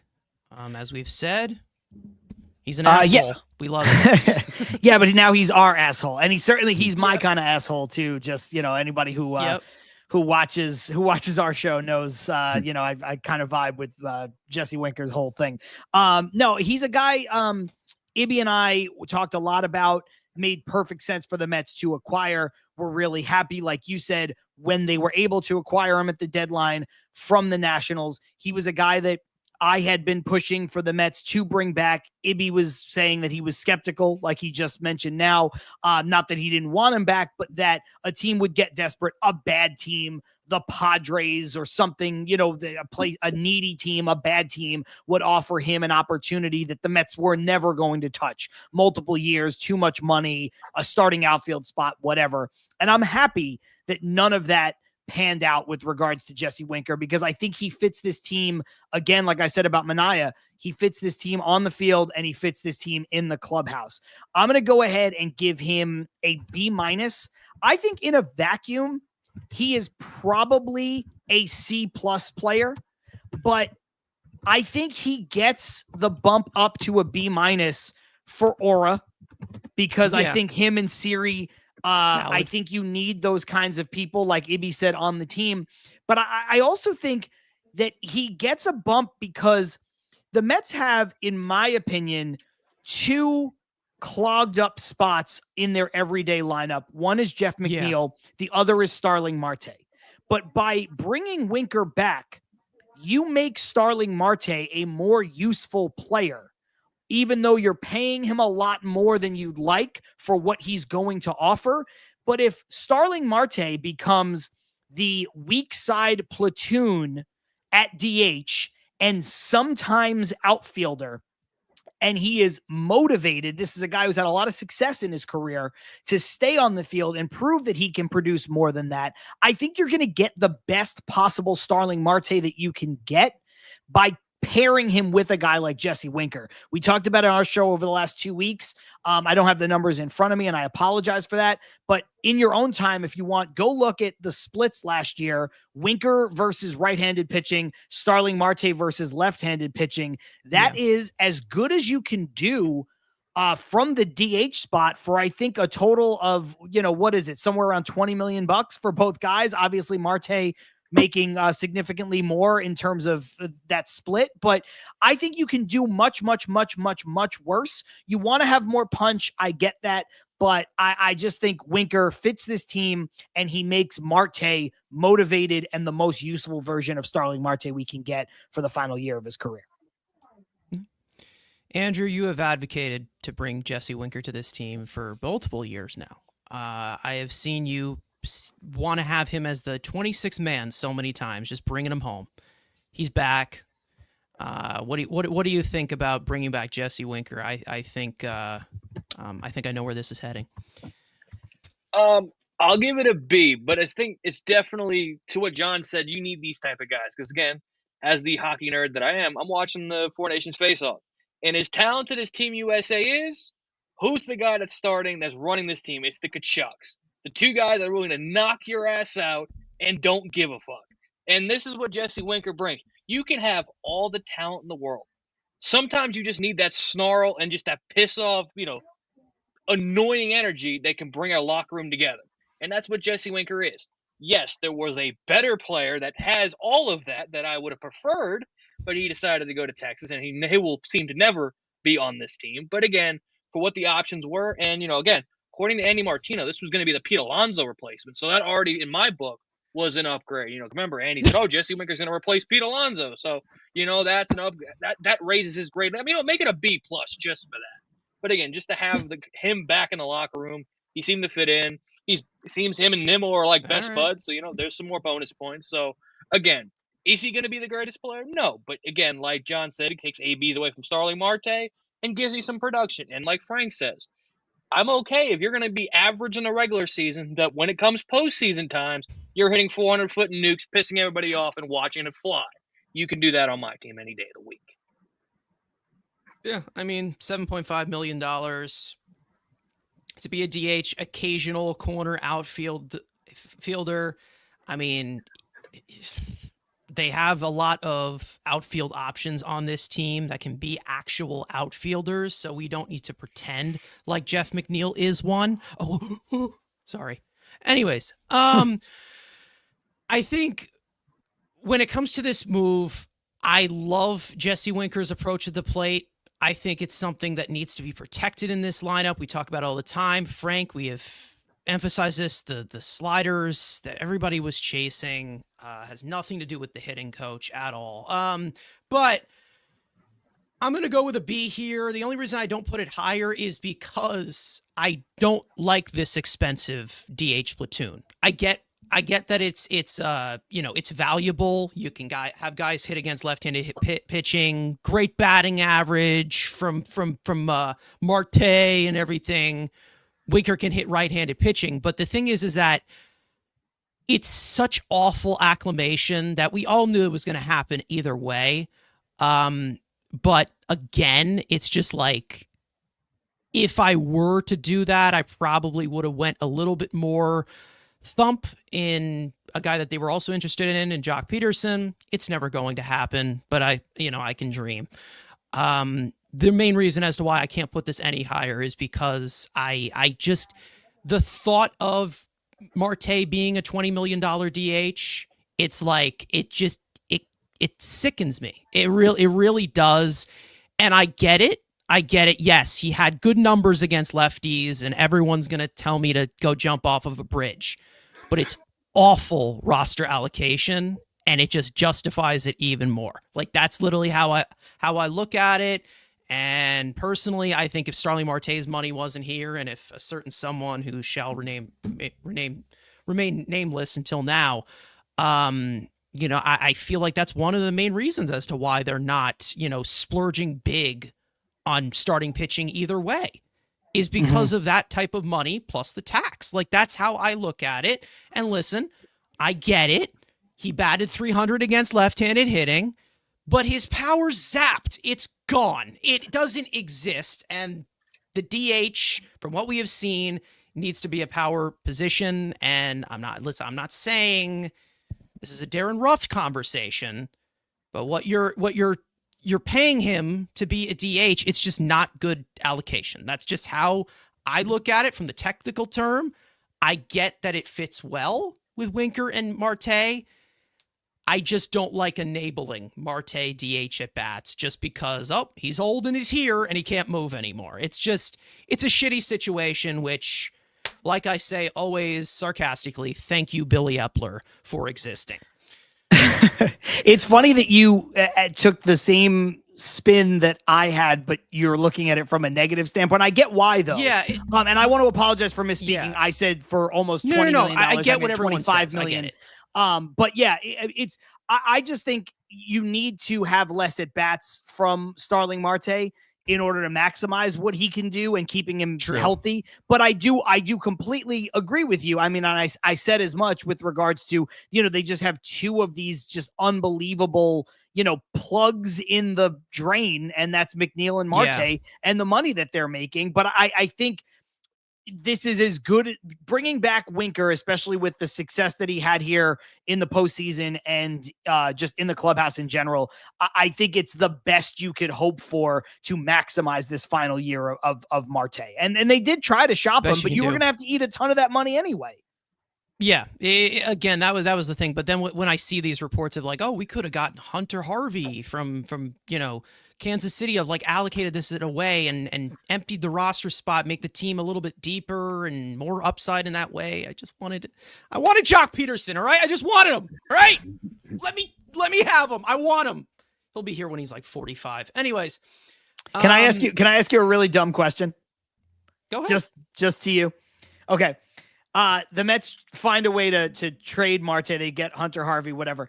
Would you rather the Mets DH platoon to start the season be Jesse Winker and Starling Marte exactly as is, or they were able to trade Marte, they signed Jock Peterson instead, but now the platoon is Jock Peterson and Nick Madrigal?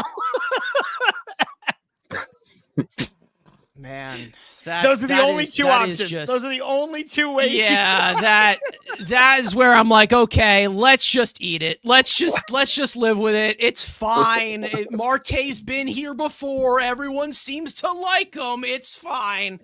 Oh God.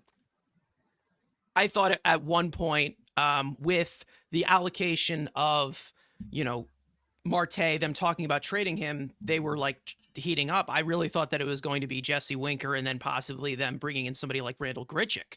I thought that would have been some kind of a possibility, but they still, Marte, the Marte Parte, you know.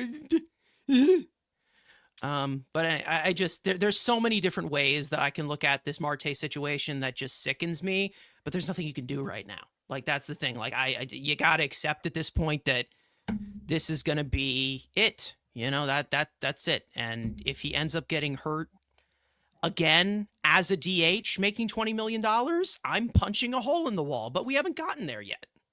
Anyways, now speaking of other additions that are also in injury concern at this current moment, AJ Minter was somebody that they added on a 2-year, I think it was 22 million, 23 million, something around 22. There. It's 11 million there. per. Yeah, 11 million per. Great reliever with Atlanta, had hip surgery, was definitely affected by it. Velocity went down. Does he have a magical hip like David Peterson has now? Who knows? But in terms of filling in the bullpen, Frank, I'll go to you. Solid addition. Let's just say that. Yes, I mean, solid addition because he's been solid for the past few years. But I'm just going to give A- only because of that injury concern, just because I don't know if it's a guarantee he's going to be as good as he's been in the past. I mean, you really just never know when it comes to injuries, especially with relievers. I mean, you just feel like it's always bound to happen at some point. And then there's also that pessimistic, like, oh, a guy that was good for the Braves for a long time is just going to become a Met and be good. It's like, I don't know. It's just like something about that. I'm not sure. So he's A-, but listen, by the time the year's over, he could be A+ because he could have a big impact. I really wanted the Mets to add something new to this bullpen. It's nice as from the left side, even though he had reverse splits in 2024. But just overall, I am glad that they were still able to make an addition as another high leverage guy that they could trust. Definitely. And then you add in a little bit in the middle there with a healthy Danel Nunez. That would be pretty awesome. That would be awesome. My other co-host, Andrew Minter. Gave it a B+. Again, it's a good acquisition. It's a reliever on a multi-year deal with a player option. Again, Frank's favorite thing. Second year's a player option instead of a team option. But again, him being injured, we'll see if he's, again, Carlos said he should be ready for opening day. Again, relievers, it's really hard. No one should ever really get a name. That's the really a 1-year deal because it's the reliever. Because God forbid, who knows with these guys up and down. So again, you weaken the Braves, but the Braves didn't really replace him. So you make your division rival weaker and a guy that when I think of AJ Minter, I think of Brandon Nimmo taking him yard on Mother's Day for the walk-off. But overall, anywhere else has been dominant against the Mets. So it's an upgrade in the back end of the bullpen. Maybe it gives the Mets the ability of maybe carrying a second lefty and making him just a straight setup man. God forbid the Mets have 2 lefties in their bullpen. That's a sin to most Mets fans. So, again, it's a B+. It's a good acquisition. It's just a reliever. You're not getting an A for a reliever. Okay. Tough crowd. All right. Ibby, I'll go to you. AJ Minter. I felt that for me, I liked the signing. What I didn't like was when, of course, our fan base shit all over it because it wasn't Tanner Scott. Obviously, you get him for a fraction of the cost, and people were like, "Oh, you're pinching pennies. You should have got Scott." Blah blah blah. When really, Minter has been one of the better lefty relievers over the last 3 seasons. So again, that's just being married to names and not doing a little bit digging a little bit deeper when it comes to overall stats. But people being lazy doesn't really shock me all that much anymore. But I liked it. I'm giving it a solid B+. Again, mainly because it's incredible and nice to finally have a lefty that throws hard in the bullpen. Like we talked about this on our show, where it's like, when's the last time we had a lefty that actually had stuff, a track record, and threw hard? And like, was it Billy Wagner, like who's now finally getting into the Hall of Fame? So having a guy like that in this pen, to what you were just saying before with Noon. Did he cut out for you guys? I don't know. Yeah, he just told you. That's how his Wi-Fi is. Anyways, here I am. Building that bridge. Hey, he's back. You're good. I'm back. Building that bridge to Diaz is very important. I'll finish this real quick so I don't cut out again. Solid. Love that it's a lefty. have high expectations for him. To Frank's point before, this B+ could go towards an A+ if he does what I think he can do. So I'm very confident on this one. Even with coming off of the hip, he seems to be healthy. Things are going proper. Let's make sure he's not drinking any water in Port St. Lucie so he can stay that way. Put him in bubble wrap, get him back to City. We get him ready for the season. But all in all, very excited about the Minter signing. All right, John, AJ Minter, addition to the bullpen. I'm going to go to B+ as well. I think you guys have kind of made a lot of the points that were out there to be made. I'll just add to the fact that, yes, over the last, year and a half, Tanner Scott has been the better player, and he's also younger, but AJ Minter was the more consistent player prior to that. You could also say, yes, Tanner Scott has that electric plus fastball, so he might be on the upswing, whereas AJ Minter might be on the slight decline, especially after the hip surgery. However, I'll just throw the number 50 out there because that is the difference in millions of dollars between the Tanner Scott contract and the AJ Minter contract. And it could be more like 60 if he doesn't take his second year option. So look, I'm not in the business of spending other people's money. I'm also not in the business of trying to not pay players. I'm also not in the interest of penny pinching.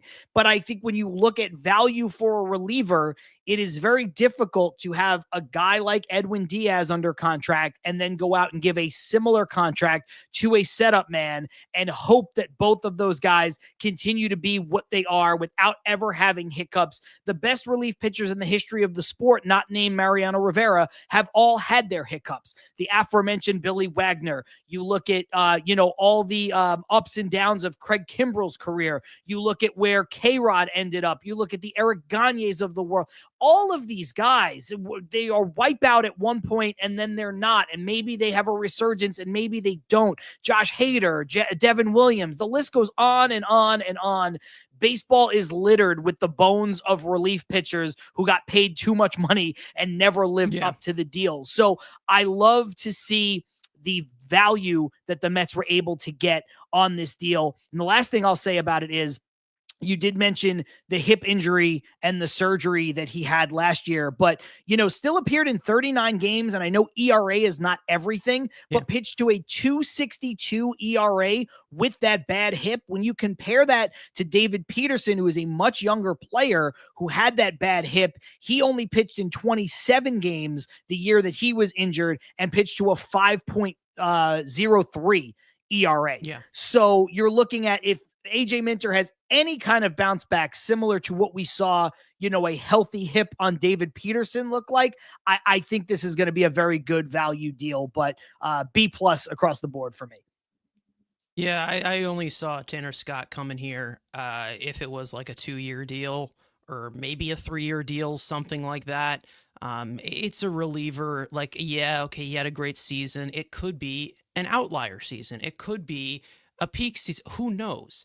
I think that there's a little bit of the PTSD of how the contract of Edwin Diaz worked out, because, maybe he's good again, but like 5 years to a reliever, it's not something that's common. It does not happen. And since he signed that, it has been a roller coaster. Let's just say that. I'm also going to go with the B+ here. Again, I think that there's a lot that they need from a guy like AJ Minter. There's a little bit of concern with the hip injury, obviously. Hopefully it's something that improves and he's able to, get a little bit more rotation in the hips, similar to what they did with Sean Manaea. He kind of had the hip rotation thing with drive line. That's kind of how the out of velocity. So we'll see how that kind of is the look from there. Another thing that he does very well, expanding the zone. He's able to get these chases, something that they really struggled with, and they really struggled to get out of some of these situations, or it just seemed to be a lot of walks. Guys who can expand the zone, very, very important in that way. And then, of course, the back end of this bullpen, building a bridge to Edwin Diaz, it's very, very important because whether you like the Diaz contract, whether you hate him, the most hated man on the planet, the most loved man on the planet, I can't even keep up. I am a ride or die with Edwin Diaz. We know this by now, but I mean, what else can you say? He's your closer, $102 million closer. So he is going to pitch. He's going to be on this team. So you're going to have to build a comfort level to him. And AJ Minter definitely does that better than some of the jagoffs we've had on this team. Anyways, speaking of other relievers, we had Ryan Stanek come back as well, was acquired from Seattle for, I don't know, some outfielder who there's like, random Mets fans that probably hyped him up for a second. But 1 year, Jesus Christ, 1 mil, 4. Okay. Ryan Stanek's back. Frank, I'll go to you. I'm not even going to try. I'm not even, that's just whatever. Well, whatever the contract was, it wasn't all that much considering, what some relief pitchers could get. I'm going to give a similar grade to Winker because he was kind of the same situation where the Mets get him trade deadline, was not great in the regular season, but was really good in the postseason. So I'm going to give him B+ and just hope that we get like the postseason form that we got of him.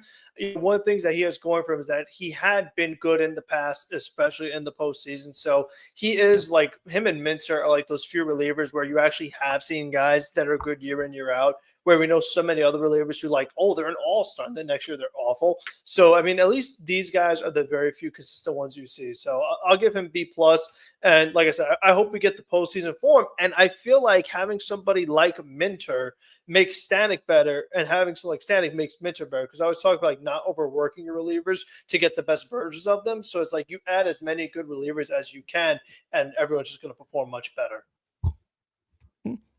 Yep, definitely deepens the pen. They've got a little bit more stuff in this and a little bit more guarantee. Let's just say that. Ibby, I'll go to you on this one. Ryan Stanek, 1 year, $4.5 million, 4 year. I got it right? You got it. 1 year, $4.5 million. Well, Look, okay. I've been someone on our show that and on Twitter also just very pumped up every time Stanek came in, especially during the playoffs. So everything, Frank, I'm going to echo everything he just said, because like that's the guy that I had the most trust in really when it came to the playoffs. Like he came in, he was nails, and just seeing him and the energy that he brought, throwing hard, basically like here's my fastball, hit it, and no one was touching it. He's playoff driven, he's playoff tested. He's won in Houston. I think he was on the winning team, but he was in Houston for a long time. And, he, like any reliever, you have your ups and downs. Are there going to be ups and downs during the regular season? Yes, but let's work our asses off. Let's get to the playoffs. And I want to see this guy back out there when, the stadium is packed and he's got that juice flowing. So he's ready to throw as hard as he can. That's the guy that I want. This is, again, because the ups and downs, the fickle nature of bullpen guys, I'll give it a solid B. I think that's where it belongs. So I think that having it and building that bridge to Diaz is very important. I think he's a big part of that. I think Minter's a big part of that as well. And everyone else just taking a step back in roles, but also at the same time stepping up within those given roles, which is going to make the bullpen better overall. Love that Stanek is back and very pumped up about it. All right. Oh, whoops. That was, I put it in John's. Speaking of John, if you want to grade this one. Yeah, this is a tricky one for me because he's one of those guys who Mets fans, I think all of us have had him circled as a guy who made a lot of sense, right? Let's like the Andrew Chafins of the world, where it's like, when is this guy going to be on the team? You guys talked about Jock Peterson before. When is this guy going to be on the team? Ryan Stanek makes so much sense. He makes so much sense. And this one finally comes to fruition. And when he got here, Mets fans, the Mets franchise, Mets players, the team, we got the full Ryan Stanek experience, which is a bit of an up and down during the season and nails in the postseason. That's kind of what this guy's reputation is. I think he pitched to like a 4.8 ERA or something between the two teams last year. And his ERA with the Mets, again, ERA not being everything, not pretty. And it was reflected in his performance. But that said, I think sometimes you need more proven commodities in a bullpen. And I think the Mets in years past have been a little, even with Stearns last year, and I understood why, because some of the financial constraints, the money they had tied in, the dead money, if you will, quote unquote, to some players who weren't on the roster, trying to be a little bit more savvy in the bullpen. But now that some of those handcuffs are off, I think it's a little easier to spend a known quantity of money, this, $4.5 million on a known quantity pitcher. And so I think it made a lot of sense for him to come back. He's only getting a $500,000 pay increase from what he had last year. So I think it's a really good deal for the Mets. No such thing as a bad 1-year deal, especially for relief pitchers. That's where you want to live. But he is going to be up and down. I think he does do a lot of really good things. He has good stuff. Sometimes he's going to give up home runs. Sometimes he's going to walk people. I hope he is nails in the postseason. I hope the Mets make the postseason. But I think if you're looking at Ryan Stanek and you're being truthful as to what he has been as a player, I think you have to give this a C+. Because I think he is a C+ kind of player. He's probably a B- to a B addition for this roster, but I think he's a C+ player just for his career. So I'm going to go. Doesn't mean I don't want him. Like I said, I think C is average, and I think everything above that is to the positive. So I'm happy he's back, but I think Met fans do need to be realistic about what he's going to give you over the course of 162. Yeah. He can be wild, but he also can be electric. Definitely a low floor type of pitcher, but a high ceiling. I'm just glad I don't see the low floor pitching in the sense of Adam Ottavino, who's just throwing a bunch of fucking frisbees to the backstop. I'd rather have this of, okay, here's my fastball. Try and go fucking hit it and do whatever you want with it. Anyways, Andrew, Ryan Stanek, beautiful flow. What do you think? My fellow Missourian boy, I gave him a B. Again, there were better options, but at his price point, again, he's comfortable here. Again, a guy like Jesse Winker was not great in the regular season, showed up in the postseason when you need him bigger. Again, I'll take these type of guys all the time for less than $5 million. It's nothing bad. Again, and it lengthens the bullpen. It doesn't have to put pressure on a guy like Daniel Nunez. Like, hey, that's it. He's the guaranteed high leverage. Ryan Stanek has had some high leverage opportunities to lengthen that pen to say, hey, we like Daniel Nunez. We want Daniel Nunez to be like that second guy up. Now you can go into the season. Maybe he's the fourth behind a guy like Ryan Stanek because he's proven he can get high leverage outs. You don't have to force Daniel Nunez right away. You lengthen your bullpen. You bring another great arm. And like you said, we don't have to watch Adam Ottavino through that godforsaken sweeper. Enjoy Boston and go pitch in Fenway with the Green Monster. That's a great decision. Yep. Yeah, exactly. Enjoy it, Ottavino. You will be missed by some Mets fans who think you're good, but sorry. Anyways, I love Ryan Stanek. I've been a huge fan of Ryan Stanek for a long time. As you know, a cam comes out. This is another separate cam. So I'm going to, he'll be back. Anyways, I am going to give this one a B as well. Again, I think that this is just, loading up the bullpen in depth in that way. I feel like the workload is not going to be as high as they were relying on him with the playoffs. It's really, really hard to assess relievers no matter what. But I think that when it comes to, the thought of just, combining this bullpen, taking some pressure off of Reed Garrett with some guy, like it all complements it a lot better. Let's just say that.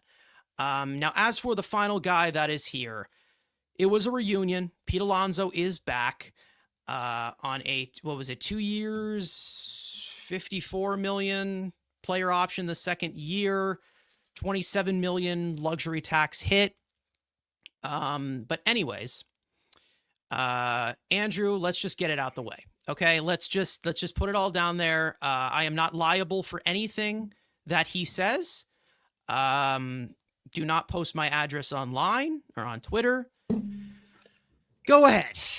I won't be the reason that happens, but okay.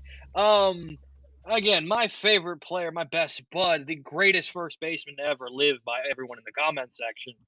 It's a B. Again, it gives you the ability that he's going after this year. If he has a good year, you're not locked down to him. But again, also you're paying him $30 million more than Freddie Freeman and Matt Olson. He's not better than those two guys, but again, you have to pay what it is to get the shorter term and the opt-out. Again, I am fine with it. Again, you needed it for this year. Obviously, you need the protection for Juan Soto. I'm in it. Happy again. You have the ability to get out. You're not stuck with this guy for 5 years. Also, he's come back humbled, which is good to see in that press conference. He realized, damn, I'm not getting that Prince Fielder. That was kind of a humbling experience to see it. So again, you get your help, you get your production now. You still have the ability if you want to go get that guy who's better than him, who's 26, who didn't sign in Canada, because God, it's been a tough week for Canada this week. But again, it gives you the ability, long-term flexibility, while also getting the short-term benefits. All right. I was expecting lower, to be honest. I'm not gonna lie. Ibby, I'll go to you. Welcome back. Pete's You guys back. got me? I know I'm cutting out a little bit. Can you hear me? Am I good? Okay. We're shocked So- by the Yeah. situation with your Wi-Fi. I cannot believe, especially cannot believe this is happening. Yeah, this is pretty bad, so I apologize. So I'll get this out really quick. Alonso, I know everyone wants to probably give this an A+, because everyone loves him so much, especially in the comments. But for me, I'm going to give it the A-. I'll give it the A- because all in all, it makes sense for the 1 year, everything that Andrew just laid out. You don't have to worry about the 5-year offer. I don't think it's going to end up becoming that either. This isn't going to be a Chapman situation. I said it on our show. I will repeat it. This is a 1-year deal. That's what this is going to end up being. And they're not going to deal with this nonsense again next year. It's not going to happen. This is what it is. So if you're a big Pete Alonso fan, I do think that this could potentially be the final ride, because I do think he will show out, and it makes sense for this roster in 2025. But moving forward, I do think he's going to end somewhere else. But for this season, A-.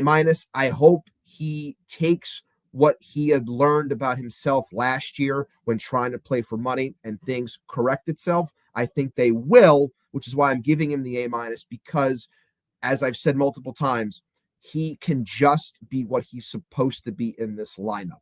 Juan Soto is here. Francisco Lindor is the leader. Vientos is stepping up. This team is changing. It's not a Pete Alonso only team anymore. Be Pete Alonso. Be a power hitter. Go out, hit 40, then go try to make your money elsewhere. That's what I think eventually, or essentially, is what is going to happen. So all in all, A-.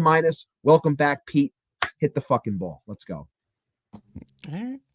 Listen, guys, I don't know what to tell you. We're trying to just be realistic here. I'm sorry. It's like we already know what the situation was all off season. I mean, even though some people can advocate for him or some, we're just giving this directly. All right, it's not personal. Hating? Okay? I don't think I'm hating at all. What is going on? That's the thing. It's like, what are we talking about? Come on, like.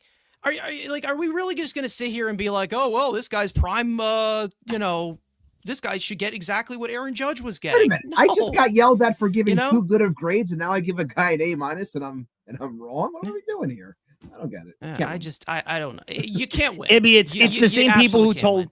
It's the same people who told me that I was being a Pete Alonso hater towards the end of the negotiations, when I had been advocating since, I don't know, the start of the season or the year before, that the Mets should extend him, that how I could do the math to get it to a 6-year deal, how I could do, because I thought his market was going to be different. And then when you saw what his market actually was, it's like, hey, you got to flip the script and you have to adjust to the reality of what you're watching. And all of a sudden I was being labeled a hater, when Ibby and Carson for sure know that I am anywhere from a Pete Alonso hater. Yeah, John, if you want to grade this, definitely a controversial offseason in regards to Pete Alonso, polarized. Yeah, look, I'll jump back in. I think kind of like a similar grade I gave earlier. I guess I did this a little bit with Stanek, but also with Winker. I think Pete gets a bump for some things that maybe don't even necessarily have to do with Pete. I think on the surface, this is somewhere between a B to a B+ deal, but I am going to bump it up to an A- for a few reasons. One, they needed him. He needed them. That's absolutely true. That's why he came back. That's why he took the deal that he took. But they also needed him. And there was never this true pivot. I understand that they spread money around and they went to Winker and they went to Minter, but they always left the door open for Pete. Pete was the guy they would have gone over the luxury tax threshold for, because they acknowledged they didn't have a great answer at first base, or if you move Vientos, then to third base. They needed to lengthen the lineup. They needed a right-handed power complement to Juan Soto. So they needed to bring him back. And I said, going back to the start of last season, that the Mets offseason was going to hinge on two moves. Yes, go out and get Juan Soto. If I could only pick one move, Soto was the guy. But after that, you needed to either bring back Pete or replace Pete because you needed that other person in the lineup. So from that standpoint, that bumps this up a little bit. The other part of it is it was a Stearns masterclass. Stearns played this so well. He played the long game, and he was able to go and get a deal that made sense for the Mets, and it gives them flexibility moving forward. I think I'm going to treat this as a 1-year, $30 million deal. I do not see a way, even if he has a repeat of the last year that he had where he opts into this contract. I don't see that happening. I think he will get more money on the open market, even if he only hits 34 home runs, even if he has a bit of a down year, because people are going to look at him now that Vladimir Guerrero Jr.'s contract extension window has closed as the cheaper alternative to Vladimir Guerrero Jr. So I don't think Vlad is going to hurt Pete's market. I think he's going to help Pete's market. So I think this gives the Mets flexibility. I agree with Ibby that this is not going to be a Matt Chapman situation, but if the Mets wanted to, they could go that way. I don't think it's going to happen. I don't think they should, but they could go that way. He could also opt in. I don't think he's going to. I don't think he should, but he could go that way. And if the Mets wanted to pivot to, like Andrew, I think said earlier, to the younger, better version who's 26 years old and Vlad Guerrero Jr., or any other option, Josh Naylor, whatever you want to do to fill out first base, they can do that now. This does not prohibit them from playing in that level of free agency. So I think for all of those reasons, it bumps it up to an A-.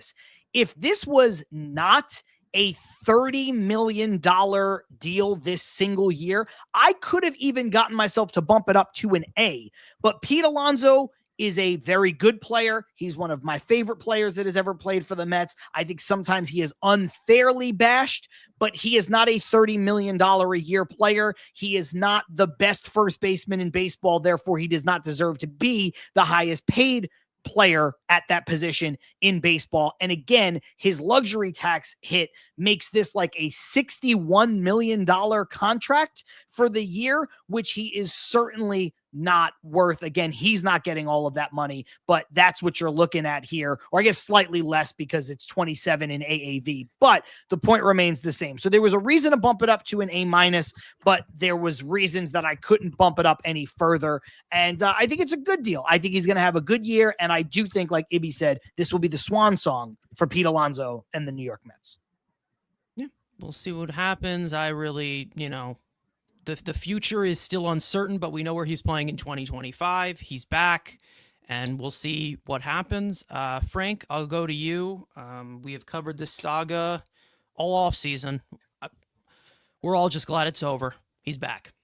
Yes, glad it's over. Glad he's back. I'm also going to go A-. I actually can see a scenario where the Mets are playing this game, so to speak, again next offseason. I know, like, the obvious idea is, just get Vlad, but it's another big contract to add on to the payroll. I know the payroll is decreasing as time goes on, but, as you're losing players, you still got to bring in more players to replace them. It's not just like, guys are off the books, or we're just not going to have anyone else to play baseball. Like, no, you're still going to need to add more players as time goes on.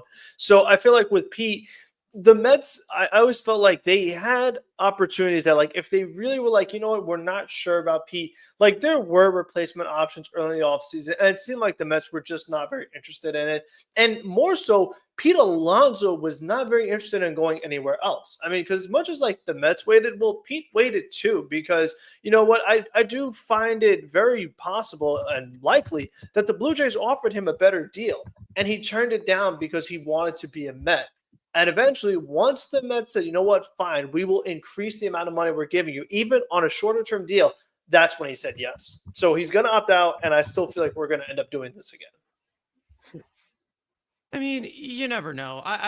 Again, it's about really extending the timeline here, because I don't know what the confidence is and the development is of guys like Ryan Clifford. People talked about that before. Mark Vientos moving to first base long term. I don't know. But again, this is really what it comes down to, and Carlos actually makes it I mean, he had nowhere else to go. And I feel like there were Mets fans out there that saw it from the orange and blue goggles, and they're saying, "Oh, this guy, everyone's gonna want him." It's a slap in the, I mean, yeah, it slapped you in the face because no one wants to invest in this way, and the Mets, in my opinion, they overpaid in this way. But in terms of the situation at hand, it's great for both sides. The Mets get their first baseman, don't have to see Brett Beatty in the lineup. That's the 100% big win here for me.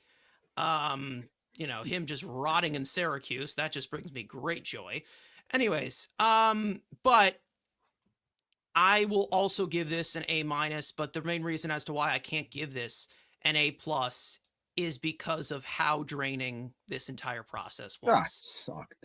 It just was so insane. And yet, listen, if he was not homegrown, none of this would have been happening.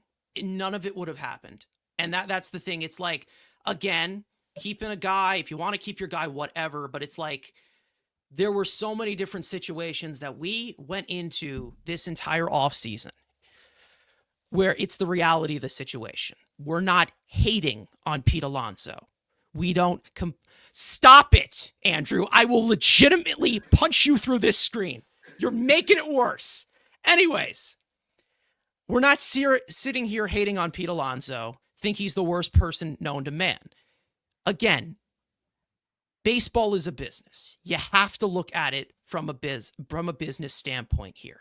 And that is how they approach this, of what he is worth. And they gave him a higher AAV.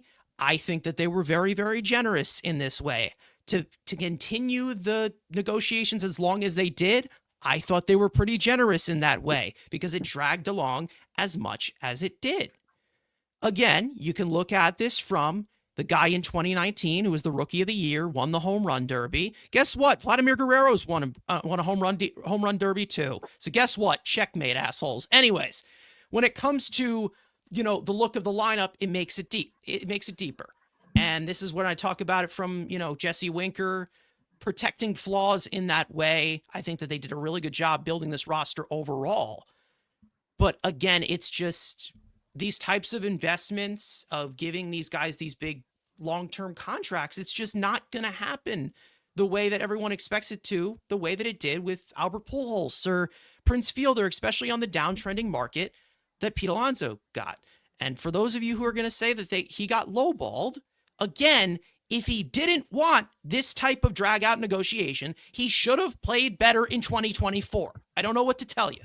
Again, we say this all the time. One home run in Milwaukee does not define everything that he needs to get for the next 5 years. I don't know what to tell you anymore. I don't care if he is homegrown. I don't care if he's this or that. This is the situation at hand. It's just, I'm so tired of this entire debate. I'm tired of talking about it. I am done. When it happened, I'm like, finally, we are done. Brett Beatty is gone. That's the silver lining. He's out of the lineup. And that's it. I'm not going to sit here and say, well, Pete Alonso, this is his moment to be the greatest, Met of all time. I don't care right now. I just want to see baseball. That's it. I was so tired when this happened. It's just, again, I've said it from the beginning. I welcome Pete back with open arms. But after the way that he's played these last 2 years, it's going to have to be on the Mets' terms. Because, again, who's going to line up to bring him in? He had no other place to go. That's literally it. It's the reality of the situation. He's not being disrespected or blacklisted. It's not happening. I don't know who's saying that. Again, it's just, that's the reality. Business is heartless. It's heartless. And we're seeing that at first experience with Jose Iglesias right now. Doing all these interviews with John Heyman. He was a big part of this team. They possibly did not get to where they were last year without him. But again, he's going to be 36 years old, 35 years old, or whatever. There's a way of catching lightning in a bottle and letting it go. And that's what they have to do in this scenario. I'd love to have him back, but again, it's like he did it recently. He'll do it again. That type of mindset. It's all about projecting it forward. If there's anything else you guys want to add on this, because it's overall just the offseason in general, 10 major moves here. We did not talk about Madrigal because he's not worth it anyways. Did talk a little bit about Drew Smith, but that's pretty much it. I did have another segment, but we went way past the time limit. So Crazy. Again, it'll be for another day. But yeah, we will be sure to be live for spring training coverage. Make sure to follow us all individually. I guess we'll take a few comments in to close this one out. Rosie K saying Iglesias has a new single coming out. Listen, sometimes the sequel just isn't as good. I don't know what to like. Again, it's like it sometimes the sequel's just not great. That's literally. And again, it's always the recency bias that comes with it, and I get it. And it was a different story with Pete Alonso, but what can you say? I mean, I don't know. That's the reality of the situation. The Mets view Pete Alonso more, in a happier way compared to other teams. We knew it was going to happen. And for those that didn't think it was going to happen, we tried to warn you. I don't know what to tell you. Again, I think that's very fair. I think that's very fair. There's one thing that you said, Carson, that I just wanted to comment on because I agree. I think we can all agree, us in this forum, and then even the people in the comments, whether you wanted Pete, hate Pete, love Pete, defend Pete, bash Pete, whatever, he was a valuable piece for the 2025 team, the way that the offseason played out. So I think everybody is some semblance of happy that he's back. But something that you said, about the exhaustion of the process, they made it impossible to celebrate the fact that he was back because of how long it took and the way that it went. Now, I don't care because I'm not seeing the money and I don't have to pay the money and I don't care which way it went, but it was just like a exhale relief that it was over, rather than being like, oh, we brought back a guy who is probably going to hit somewhere between 35 and 40 home runs, because that's usually what he does, even in the worst of times. And he's going to do what Ibby said, where he can just kind of be himself now, and he doesn't have to try to be a better hitter or a different kind of player. And he'll probably have a good year. And that means that the Mets will probably be pretty good with the other additions they've made. And it was like almost impossible to celebrate that, because it was just like, thank God it's over. Yeah, I was happy. It was just a relief. That was it. And a lot of this could have been avoided by a lot of different other things, but now it's all in the past now. And now we're ready to play baseball. How about we play some baseball games? That would be awesome. Let's just say that. But again, I think that going into spring, again, we talked about Frankie Montas. Let me bring in the results of the rotation. I was going to refer to it in the middle of this, but we just had to go a little bit quicker because we went way over the time limit that I expected we would have. But I asked you guys, who you prefer to take Frankie Montas' spot in the Mets rotation. 32% of you are saying Paul Blackburn. 15% of you are saying Griffin Canning, and the leading one is Tyler McGill.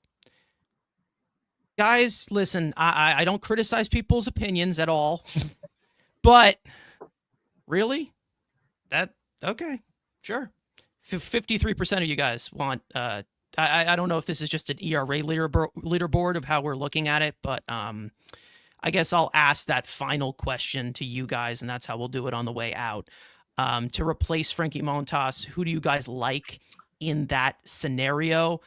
Frank, I'll start with you. McGill, Canning, or Blackburn would you prefer? It's not a great selection, but who do you want to get it? Who are you putting your chips in on to get that job? Yeah, I mean, it's really not the greatest choice, but for now, I'm going to have to give Blackburn the edge. I just feel like McGill's gotten so many opportunities, and we've yet to see that consistency. Blackburn, I didn't like what I saw as a Met, and then the whole spinal thing that he just never came back from last season definitely concerns me. But I just think, in comparison to who the other options are, like I said, Griffin Canning, I really just don't know yet. So I'll give Blackburn a slight edge, but none of the options are great. Yeah. It's a sad reality in that way. Let me just switch this thing over. There we go. John, I'll go to you on your choice there. It's not a great selection, but that thing you said about no foul language earlier, that was just for callers, not for us, right? Absolutely. Okay. 100%. That list is really like a who's who of who gives a fuck. You know what I mean? Like, I just can't even get behind anybody. Everything being equal, no injury concerns. With Andrew, I'm going Blackburn if I had to pick, but I didn't know you could have spinal fluid leak from your body and not be dead. So I just didn't think that was possible. I'm not a doctor, but obviously I just didn't know that was an injury that one could suffer. So I don't think he's going to be ready. So I think I just by default have to pick Tyler McGill, even though I don't want to. I just think he has more upside than Griffin Canning. I think they're going to want to leave Canning in this kind of swing role.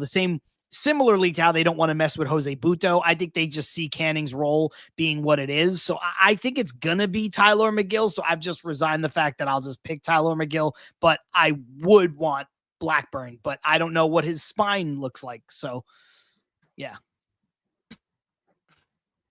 I don't know what his spine looks like. That's the discussion we're having right now. I don't know. What's up? You know? What's up? Like, listen, get the predator monster to rip his spine out of his body and take a look at it, and we could all examine it, and then we could go from there. But until I see that spine. Yeah. Yeah. These are the discussions we got to have before baseball comes on. It's crazy. Andrew, I'll go to you. McGill, Canning, and Blackburn. 3 winners. 3 Is a huge bullet winners. an option? I mean, Jesus. I mean, let's pick my favorite pitcher, the worst pitcher in baseball last year, and a guy with no spine. These are the options. I guess I'll go with Paul Blackburn because he's got the best beard of the 3 or 4. 3 of them. I mean, again, I'd rather just go to a 5-man rotation, but we want to do the 6-man. So I guess I'll just give it to Blackburn because God, I'm not giving David Peterson. Tyler McGill, another opportunity. David Peterson leveled up. What do you mean? Anyways, exactly. Now he's an 8. Ibby, if you had to choose, it's rough. It is rough. Let's just say that. I hate the fact that I'm going to have to watch Tyler McGill starts again, and that's what it's going to be. But that wasn't your question. Your question was, who would I rather have? I'd probably choose Blackburn, just because I don't know. Like I said, I don't want to watch. I think he cut out. I don't know, but is he good? Am I good? I'm here. Am I good? Know. I think I'm here. Yeah. Yeah. You're good. I don't want Tyler McGill starts. I hope that Paul Blackburn could be the one to provide some stability at this back end at 5, just to go out there and do a job for 4, maybe 5 innings. And I can't say Canning until I see what he can do here in the lab and showing that he's made some changes to not be one of the worst pitchers in baseball, a la Severino last year. Can you make upgrades? Can this lab help you become a better pitcher? Until I see that, I can't pick you. So by default, because I can't do McGill anymore, it's Blackburn. Yeah. I think Blackburn's probably the best bet here. Hopefully he's healthier and his spine has no more leakage in it. I would go with Blackburn, but if you do see Canning kind of reinvent some things in spring, I would consider giving him a chance in that way. But it's like, who knows at this point? I think it's all going to be in that competition. I'm actually really glad that they're not putting Jose Budo in that conversation, because I think that he just found a really good fit in the bullpen, and just, continue in that way. So I would kind of, put it in that way as to where, anybody could be there. I would love to see Brandon Sproat completely dominate and be the next guy to come in.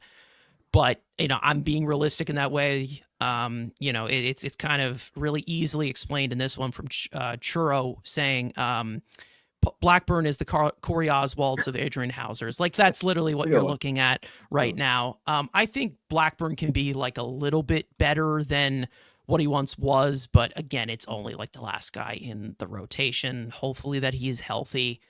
But yeah, that's pretty much it. I think we'll wrap it up here. John had to go pretty very, very early because he was here for so short. Anyways, past 2.5 hours. So I think we've done our due diligence here. Frank, I'll go to you for some final thoughts, and we'll wrap this thing up and go into spring training. Yeah, I mean, luckily, like you said, we have spring training. We have a game this week. So by the next time we do a stream, we will be talking about a Mets game that happened. So, I mean, that's just really exciting. Just like every day, I love seeing the videos of like Juan Soto and Lindor and all these guys. So it's just fun to see, again, New York Met players on a baseball field playing the sport of baseball, because that's what we love to see. All right. Andrew, to you. You got to go down to Port St. Lucie, get your autographs. That's your thing. What's with you? You're behind on that. Well, the fact that there's 17 inches of snow coming, I couldn't get out of the airport. But besides the point, come on, man. I mean, these excuses, man. By the next time you see me, God knows that's going to be. But the next time there's a Mets Weekly podcast, the sport of hockey will be officially owned by the United States. Mets baseball will be played, and life's going to be good. Got to go back to watching the Rangers. Anyways, Ibby, if you want to speak on behalf of your co-host as well, thanks for coming on, as well as John. Guys, make sure to go follow them. Links are all in the description. Yeah, absolutely. I appreciate the time, and I apologize for my shitty Wi-Fi, but all things considered, I'll echo the same stuff that Frank was saying, and that is I'm excited. Baseball's here. It's near actual games. We're talking about the stuff that matters, the on-field stuff, not the rumor, not the conjecture, not the Pete Alonso drama, none of that shit. The fact that I'm sitting here in freezing New Jersey, ice storms, snow, 40-mile-an-hour winds, wind burn, like all this nonsense, but I'm still smiling ear to ear because I get to see Juan Soto in shorts taking batting practice, Francisco Lindor hyping up the team, all this great stuff. It's good stuff for Mets fans. I'm excited for the season. I can't wait to get it all rolling. And quick self-plug, tomorrow, 5:30 p.m. Eastern Standard, right here on YouTube as well as X. Till Mets Do Us Part is live, episode 182. We'll be talking all things Mets, Juan Soto, Pete Alonso, the Montas stuff will hit on again. And of course, I guarantee you something will happen with this team over the next 20 hours or so that's going to allow us to speak on something else. So all that being said, thank you for the time. Always appreciated. You guys rock, and shout out to the chat. You guys were great. All right. Yeah. By default, yeah, you took his name. Yeah, that's just kind of how StreamYard works.